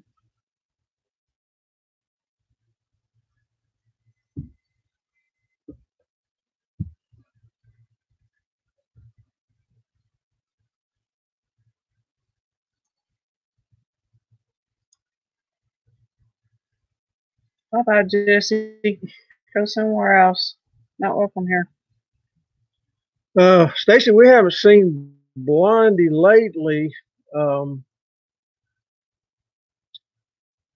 I think she's still around. In fact, I think that's probably the one that that Scott and Udell caught on that nanny cam standing by the truck there. I think that was probably Blondie. Tell them to leave your dogs alone. Make gesture. Okay. Well, you know what I do, Rick? When I take them out, we have a doggy, enclosed doggy run where I take them out to potty. When I take them out, I'm like hugging them and kissing them and telling them this is my puppies and I love these puppies and making all sorts of huggy, kissy noises. What was that? That fire. Y'all supposed to have our back. Yeah, you're not supposed to let things like that happen. Okay, yeah, Rick, good advice. I think I've kind of been doing that when I take them out. Like I said, I hold them and hug them and let them know they're my babies. John, we have not put a recorder down by the gifting area, and the reason we hadn't is because anytime we've been having any activity and we put up a game camera, excuse me, the activity seems to cease. If you want to stop some activity, then put a game camera up, and that'll pretty much stop it. And that's the very reason we hadn't put a game camera up down there. I've considered it, but I feel like if we put one down there, that that's probably going to cease any activity down there. I don't think they've played any tricks on us yet, Rick, but we don't live here like you live at your house. We're just here like maybe once a month or so. Leonard, I am going to run an audio recorder down there, and I'll probably do that tomorrow night. Yeah, I'm getting kind of that scared too, Bigfoot Buster. I'm not brave like y'all think. Yeah, they don't seem to mind an audio recorder. I've put them out several times. In fact, I've caught some really good stuff on audio recorders. I've got a video out there of one screaming. Sounds like it's 10 foot away. I caught that on audio. So, yeah, I don't think they mind an audio recorder at all. And I am going to run one all night down at the gifting area. You know, it's been really strange. We've been coming here since October, and just have had really nothing going on around here. And then all of a sudden, the past month, every time we come down here, there's some type of activity going on. Either they're throwing rocks and hitting the cabin, they're rearranging stuff at the gifting area, they're taking stuff from the gifting area. And then, of course, 2 weeks ago, we got that juvenile on video. You guys that haven't seen that video, it's entitled, "Is This the Sasquatch That Threw the Rocks?" They were hitting the cabin with rocks while we were eating dinner, and we grabbed the camera and ran out, in the woods behind the cabin, and we felt like we caught that juvenile on video standing there by a tree, and it looked like it had a stick in its hand. Sheila said it almost looked like A spear. a spear. Great grandma's greenhouse. Hi, Holly. Hello. So Maybe they are passing through. I think so, Becky. I think they passed through here. I don't think they live on the property. We hadn't found any evidence of that. I think they passed through here. I think they utilize this area as a hunting area for them because there's so much game here. Um, what do we put at the gifting area? We put brightly colored toys, balls, anything that's brightly colored. We've got a teddy bear down there, and Sheila's got her little baby Bigfoot doll, and we've got some whistles and slinky toys, and just anything that's brightly colored. Uh, they just, I don't know, it just seems to attract their attention to these brightly colored objects down there. But there's only a few of them that they mess with. They mess with the baby Bigfoot doll. They mess with that blue rock. and now the Nerf football. I don't guess I messed with the Nerf football anymore. How far do you live from our Squatch area where our cabin is? Bigfoot Explorer, we're about 3.5 hours. We live west side of Fort Worth, and it's about 3.5 hours up here. So we get up here as much as we can. We like to spend maybe 2 weeks out of the month up here and 2 weeks out of the month back at home. So we go home and take care of business that needs to be taken care of there, and then we head back up here to do research and spend a couple of weeks up here and in Robert's research area. Argentina. Don't worry, Rick. I'm not gonna try and trick them. Hey, Tracy B, you said you think I'm brave. Well, I thought I was until, if you see our interview with Carrie and Linda, I talk about when I was down in the woods hunting by myself and a rock was thrown and hit my foot through the canvas. I thought I was brave until that happened, and I realized it was just me and nobody else. So, yeah, I found out how brave I was that night. But I got my gun loaded, and I called Bill and said, "Would you please come on down here as soon as you can?"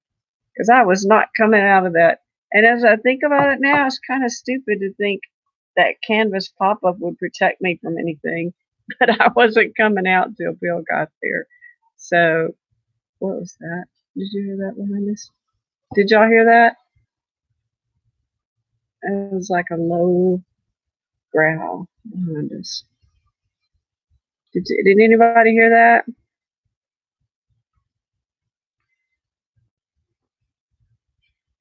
What the hell is that?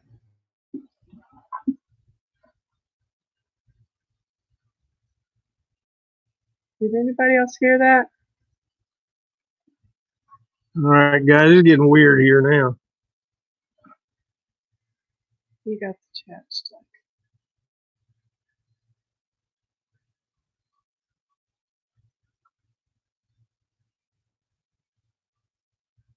Did y'all hear that? Y'all heard it, yeah. What did y'all hear? Because it's getting kind of freaky here.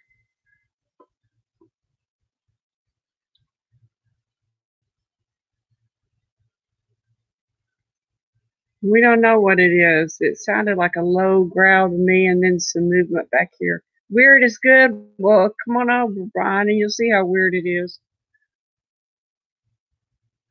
Can you put the parabolic up to the mic? I don't know if we can or I'm not. gonna put it up to my ears. Low growl of sorts. Yep, that's what I heard, Mom.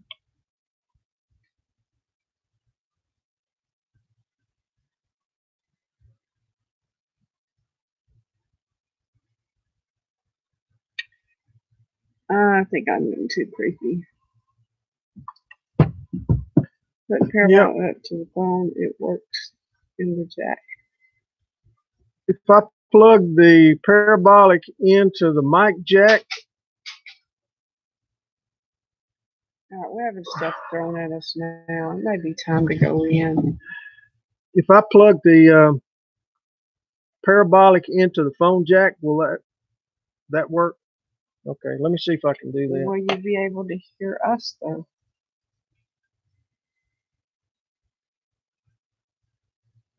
What do you plug in? The parabolic? You just plug it to the mic. Mm-hmm. I'll tell you what I can do. If I got to go get another cord. No, you're not leaving me out here by myself. I'm gonna just. No. I'm not gonna be gone that long. Yeah, well, I would go get another cord and plug it in, but Sheila won't let me leave.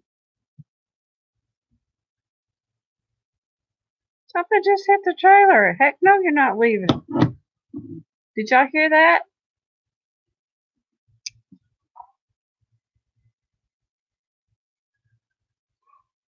Rick, you're not even funny anymore. All right, we're getting some weird stuff going on here now. It's moving in closer. I would go get a cord, Rick, and plug in the parabolic, but tell me where the cord is and I'll go get it. All right, you know where the Bigfoot box is? Yeah. There's a cord that's got a plug in on both ends of it. It's in that Bigfoot box somewhere. Go get it. I'm gonna come back with the AR. All right, she's gonna go get that cord, and I'll plug the parabolic into the mic jack on the computer. And where's it at? I'll take it with me. And let you guys hear some of this stuff that's going on.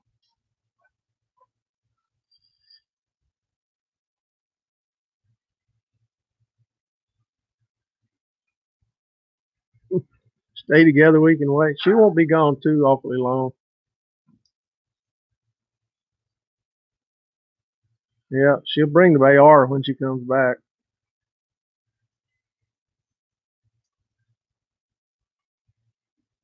Yeah, just some weird sounds, guys.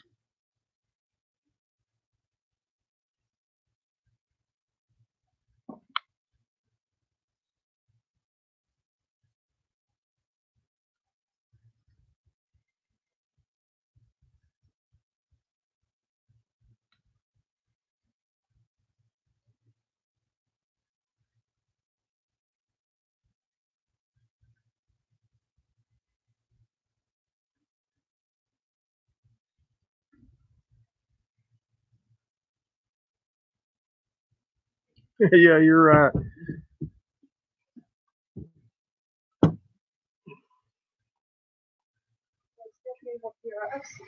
Yeah, they'll still be able to hear us. You find it? Yeah. All right, guys, we got this other cord. I'm going to plug this into the mic jack, and you guys tell us if you can hear this. Hear us and you.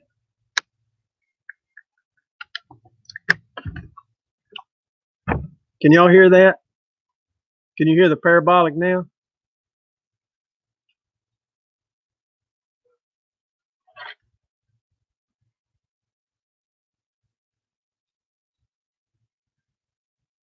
You hear it? All right. Place it back behind us. I can't hear it. Can you hear me and the parabolic? But I can't hear it.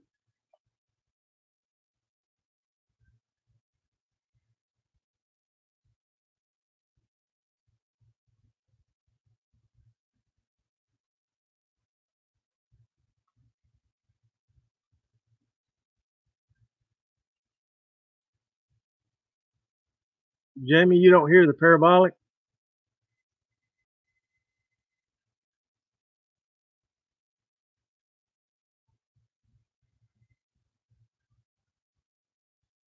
Can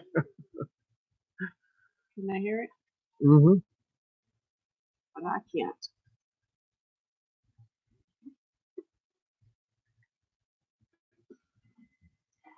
Tell me what y'all hear, because I can't hear it now. I can't.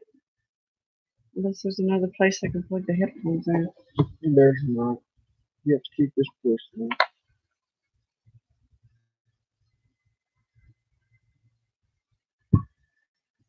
Tap on the parabolic.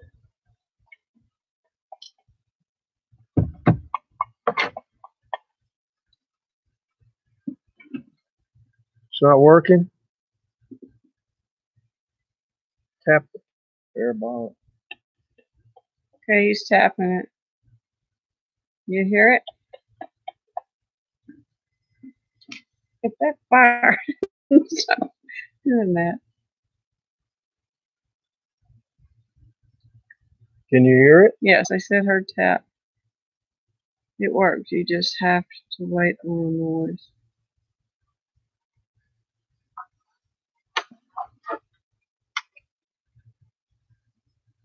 Y'all have to let us know when you hear it, because I can't hear it now. It's working.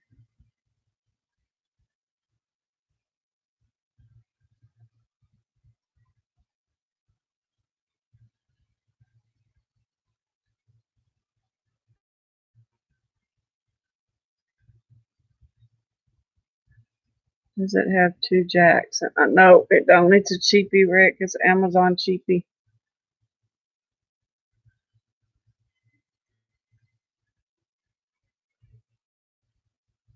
Did y'all hear that?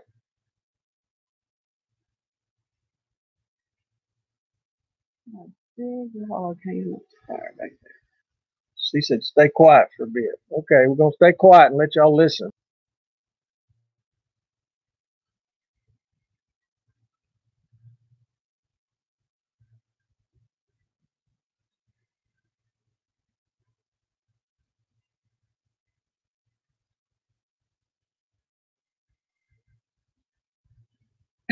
I'm not going in the woods and whispering.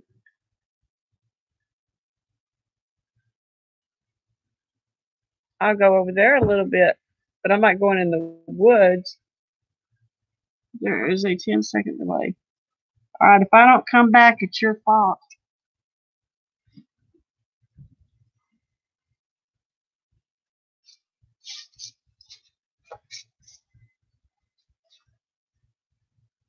Can y'all hear me?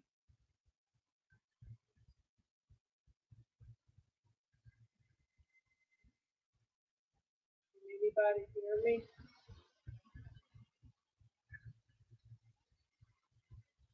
Anybody at all? Yeah, they hear you.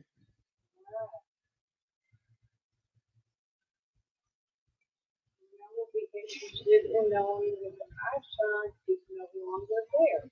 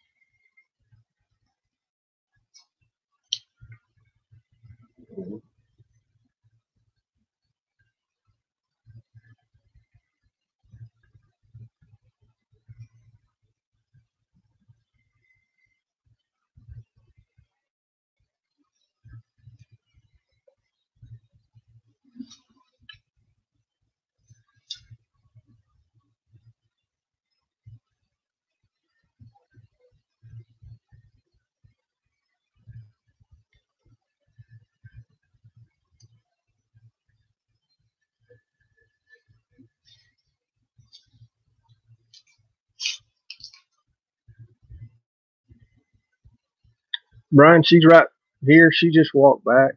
I'll plug this in. Can I hear what they're hearing on there? No, baby, you can't. Nope.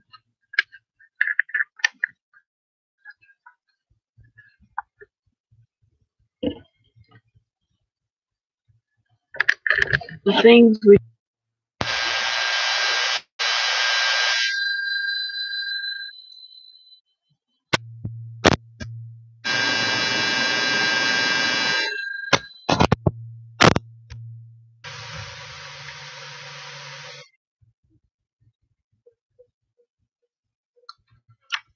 No, there is no wind at all. It's just as calm as it can be.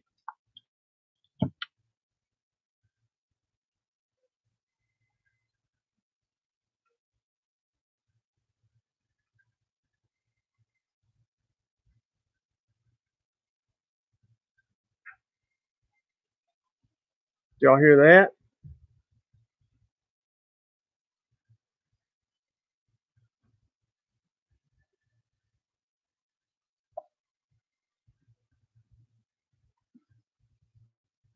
Okay, that's creeping me out.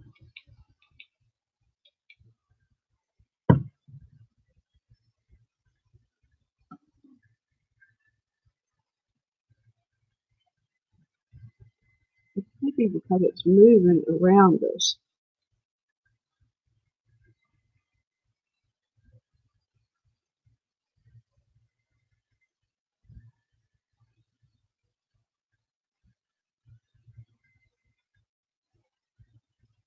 It did kind of sound like that, Rick. What? A pop? You heard a pop?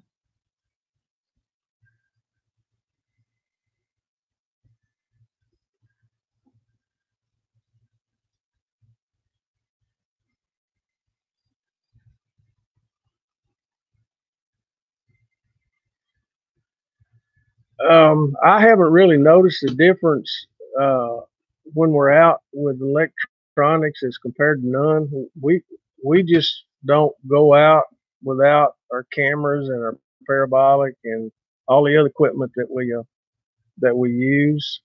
We just hadn't been um, I can't do a mouth pop. Can you do a mouth? haven't been out much without our electronics. Well, yeah, I do remember that, Rick. We were with Rick at Wood Booger Farms doing a night excursion, and everybody's electronics went dead at the same time.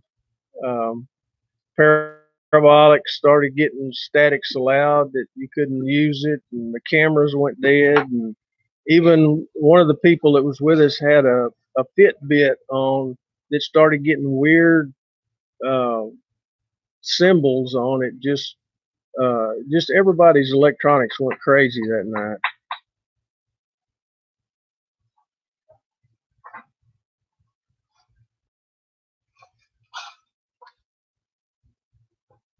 We're fixing to hit two rocks together. So here we go.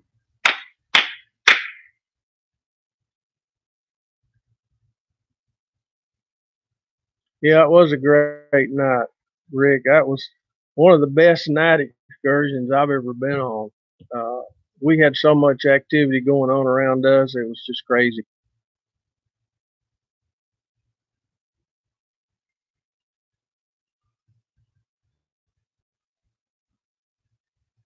Rick, when we come back, and we are coming back to Kentucky, um, I would love to go back to that place we were at that night. Did y'all hear the rock clack?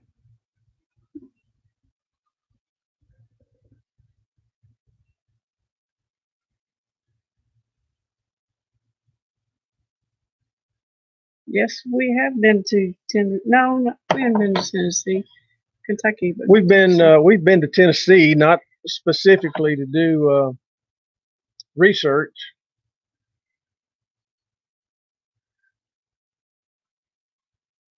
Well, thank you, X Sketch. I don't know if they're making more noise than when we're looking at the chatting. There's just funky stuff going around here.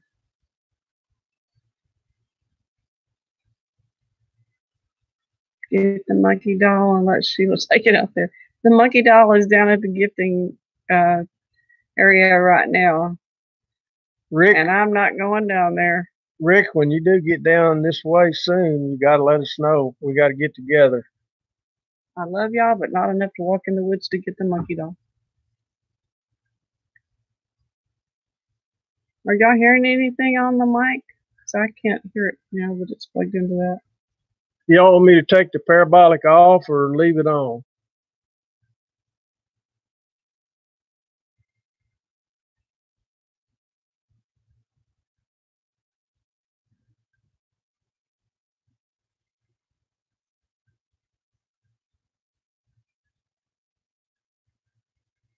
Have you been over to Natchitoches? We've done a lot of research in that area, Andy. We started out researching over in that particular area.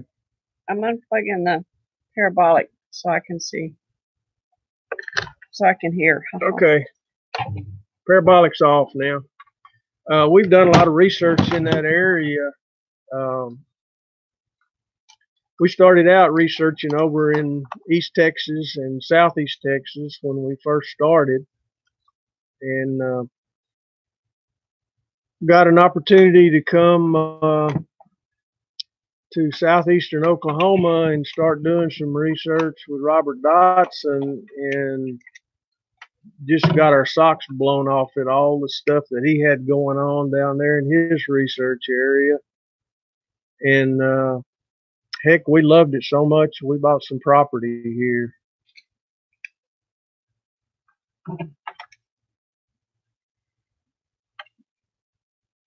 Are we keeping you guys up? We're been on going on 2 hours now.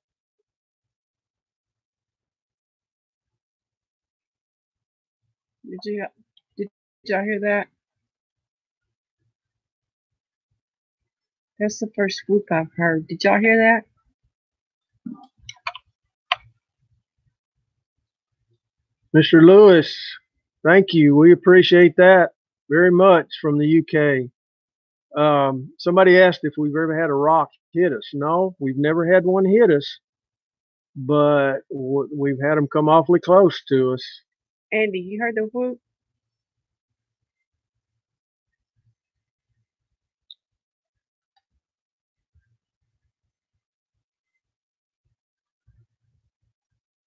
See the foot.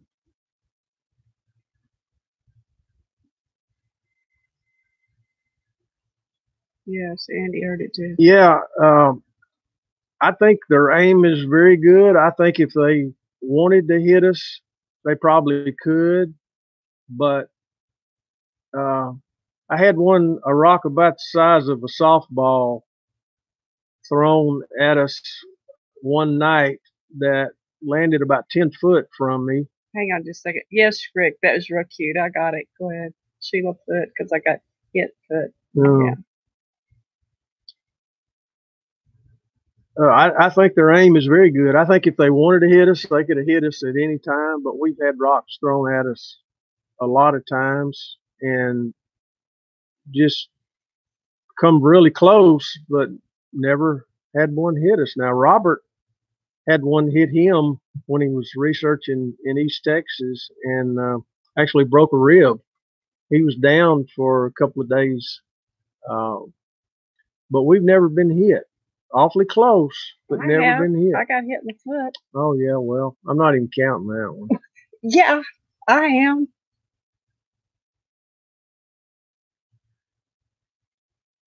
The problem here, Rick, is there are not many rocks.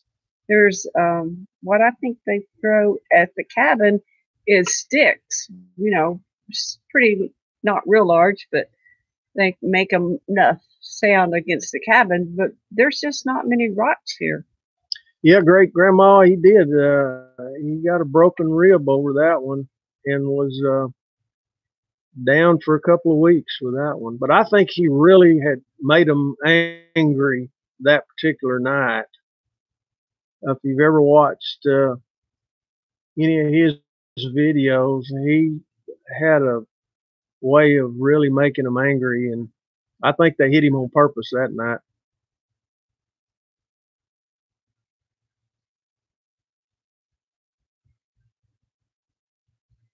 There's a lot of snaps and movement going on here. Yeah, he would run at them and Just crazy stuff that probably didn't need to be doing.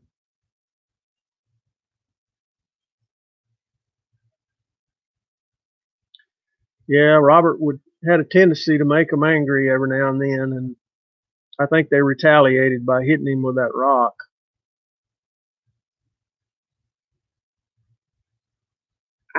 Okay, tell me the hello thing again.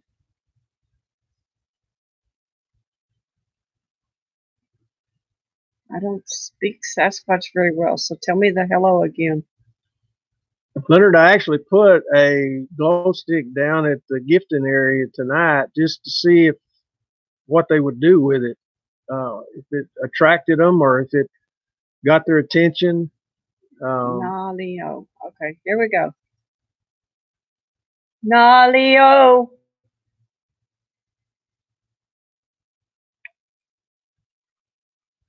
Do you think they're in the trees? Diane, I know they are. I think they utilize the trees a lot. We found areas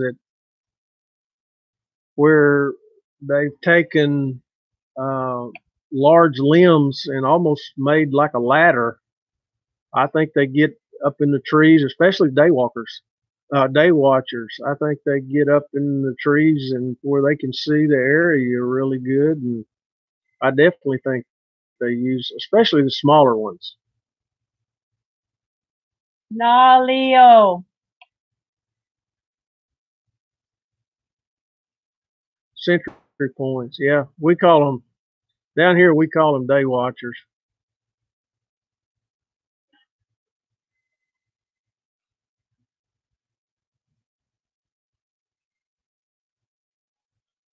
I need to build a fire back up.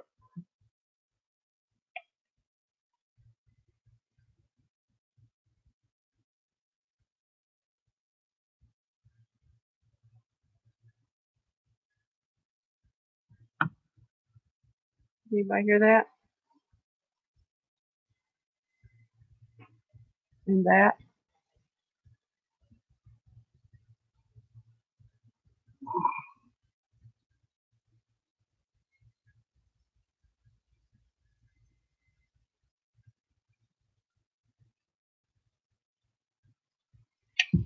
You hear so much noise in the woods. You don't want to think everything out there is Bigfoot, but when it's dark like this, there's just lots of different noises out there, and it's not all them. There's all sorts of animals out there, but there is some noise going on. Amy, we're in southeastern Oklahoma.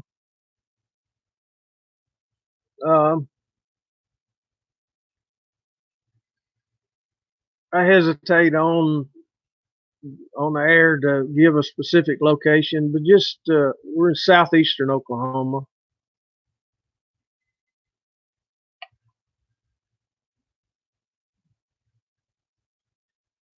Yes, Grandma, it is early in the spring here for us. Everything's just now greening out, and the days are warm. The nights are still cool.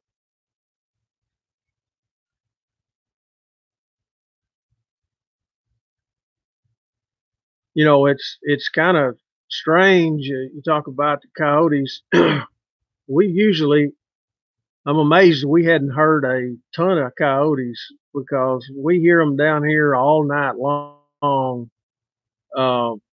The coyotes just raising Cain, but it seems like when the Bigfoot are around, you don't hear any coyotes, and we hadn't heard any coyotes in 2 or 3 days down here. No, I'm not going to say our exact location, just southeastern Oklahoma. Close to the Watchtower National Forest.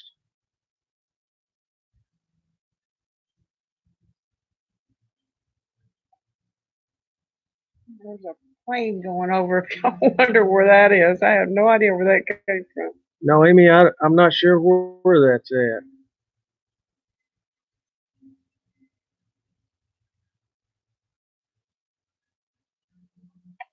Yeah, there was a huge acorn crop last fall, Rick. The trees were loaded with acorns last fall.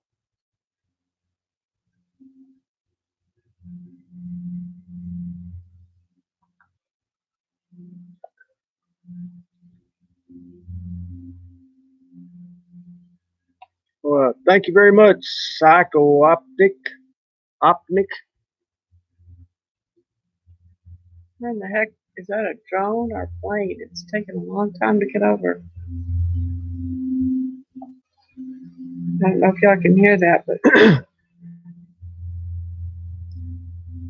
yeah, we're out here in the dark in the middle of the night working for you guys. I'm not in there.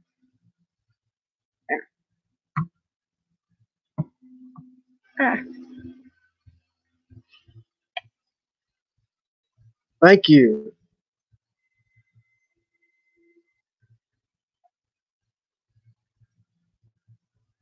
yeah, that I'm not so sure that plane isn't a drone. It's taking forever No, to get over. that's an airplane. It's not a drone. Thank you, Jamie.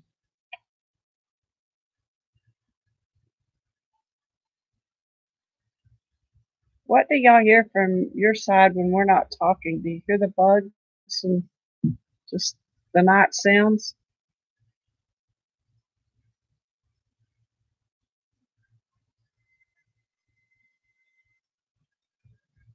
Well, thanks, Rick. We appreciate you a lot, bud. We like your live feeds too.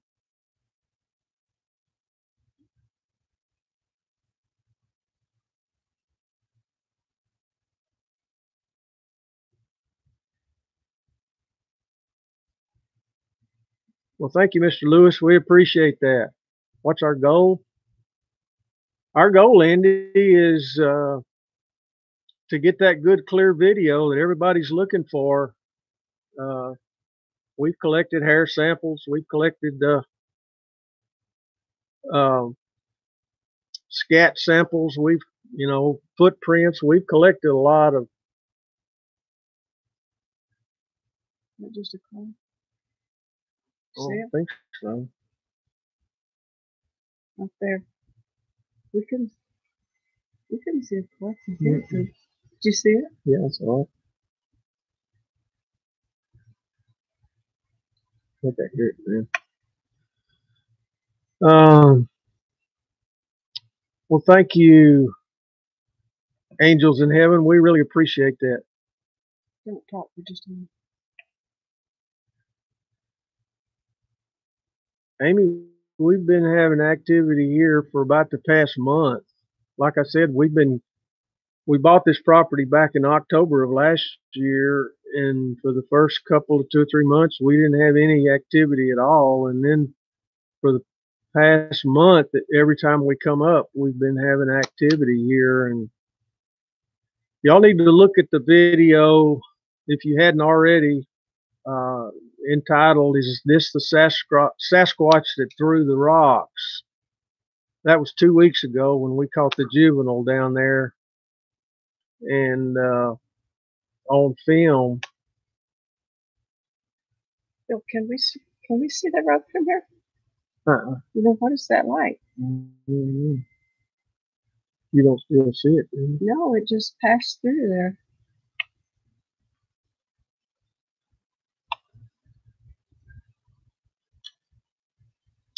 You have seen it, Jamie? Yeah, that was very surprising. We caught that, and in fact, I didn't even know that I filmed it when it was happening.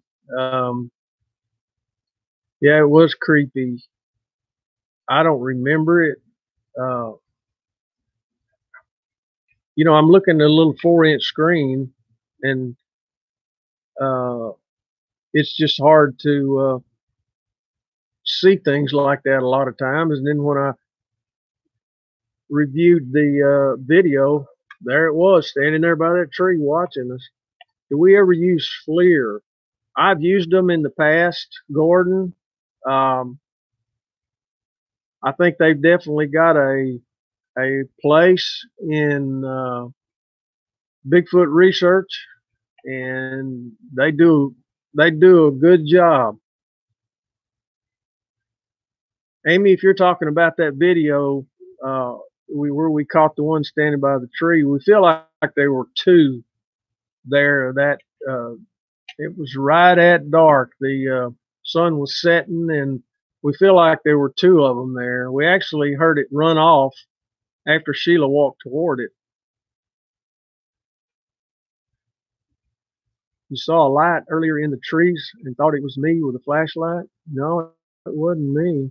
Yeah, it was very wide at the shoulders. Andy?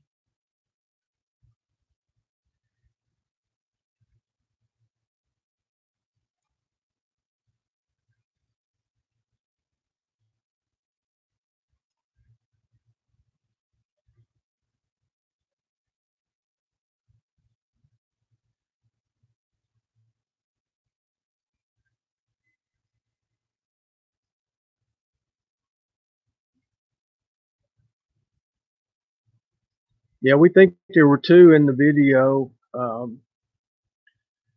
I had Sheila walk toward what I felt like where one of them was, and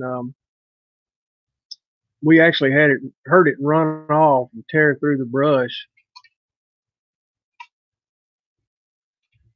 Yeah, I think I'm being better known as the bait lately, not instead of Sheila, just the bait. Gordon, we do use some calls whenever we do our night research. We utilize howls and that kind of thing just to see if we can get a response. And a lot of times we have gotten responses. Psycho-optic, we have placed some new stuff down in the gifting area. I don't know if you saw the video I put out today, but we put out some Nerf balls down there, a football, and had it brought back to us all chewed up and put on the doorstep. Have you seen them around with your own eyes? Yes, we've seen them, Brian. We've had two visual sightings.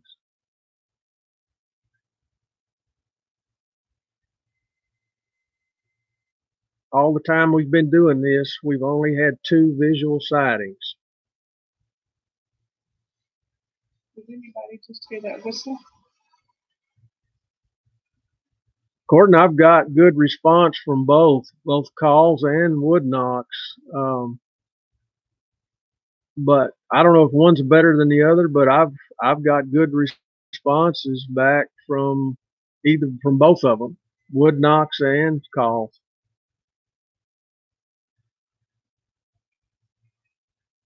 Full visuals. Yes, Jamie, full visuals, full eyeball to eyeball visuals. Okay. Hold on. Thanks, Scott.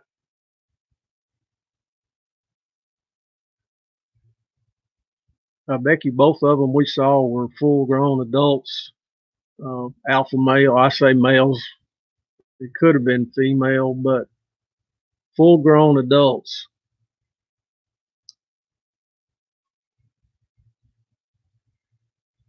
Amy, they don't seem to be aggressive, other than if they're asking you to leave the area, when they might throw a rock at you or growl at you. I think they're more curious. I think they're as curious about us as we are about them. Now, you're welcome, Gordon. Is anybody hearing that whistle?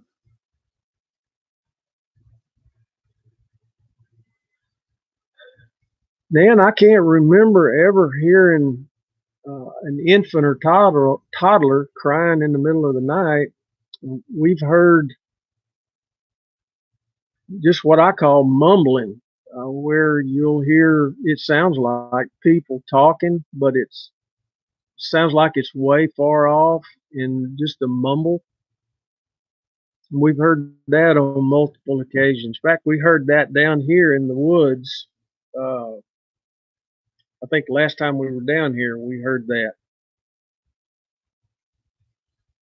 Yeah, Robert would be right here with us, John. It seems like, and it feels like, the activity is kind of what's coming off. Do you kind of feel that? Yeah, it has quieted down quite a bit. I mean, there was A lot of movement and a lot of stuff. And Okay, John, that's search for the big guy.gmail.com. yeah, Gordon, we had it connected to had the parabolic connected a while ago, but I wasn't able to hear it. And since I'm here with my back to the woods, I wanted to hear it. Yeah, I think it works pretty good, Gordon. But we've got a cord that we can connect the parabolic to the mic, and you guys can hear it on there. Yeah, it seemed like the activity has kind of died down. It felt like they were really engaged for a while, but I don't see that now. Mr. Lewis, we never go in the woods that we're not armed. And not specifically for a Bigfoot. I just always like to be armed. Like I said, we've got a lot of hogs around here and snakes and different things that'll hurt us, but we never go in the woods we're not armed. I'm armed right now. You know, that is interesting that since the activity kind of died down, we're not getting any distortion. I'd have to throw rocks out in a 180-degree area because it's been all around us tonight.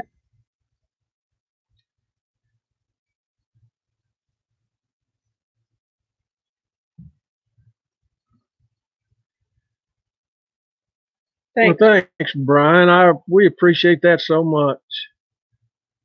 Yeah, we do, Brian, because we really, I mean, even when I know I'm seeing some kind of shine over there, I don't want to even talk about it unless I'm absolutely 100% certain I'm telling you the truth, because there's too many out there that are hoaxing, and we are not hoaxers. We're only telling you what we see. Jamie, we do have bear in southeastern Oklahoma. We haven't seen any on our property, but we do have bears here. Yeah, I definitely think the distortion is connected. While we were having activity a while ago and I had the parabolic, I could pick up a lot of static that's not there now. So yes, I agree. And I believe in energy. We all put off energy, and they may just put off enough energy to affect technology like that. I don't know. Good night, Brianna. Thanks for stopping in. That's very possible, Becky. It could have been. Well, thank you, Andy. We appreciate that. It's gotten really quiet right now. Guys, we've been on here about 2 hours, and I know everybody's tired, and we're going to do this a lot. Bye, Stacy. Thank y'all. Thank you. We appreciate it a lot. We're going to get off here. We've been on quite a bit of time. And I have a feeling we're going to be up all night because they usually start throwing rocks about midnight or 2 o'clock. Yeah. Yeah, Gordon, you're right. Infrasound is a definite possibility. Thanks, Rachel. We appreciate you guys, too. We enjoy watching your camera videos. Thanks, Jamie. Yeah, Peter, I have. Again, I think anytime you put cameras up, that's going to cease your activity. And that's the only reason I hadn't. Thanks, Leonard. That's the only reason that I haven't put one up or put several up is because I think that ends your activity. You're right, Becky. I really expect this to be a long night. We'll give you an update because they do start throwing rocks about midnight or 2 o'clock. So, yeah. Thanks, Grandma. We appreciate you.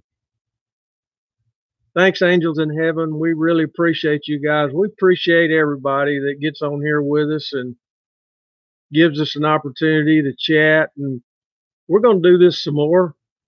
I like doing this live stream, especially out here, where if anything goes on, you guys are going to hear it and see it. And I think we can make it better as we go along to get the parabolic hooked up correctly and get it where you guys can hear what we're hearing.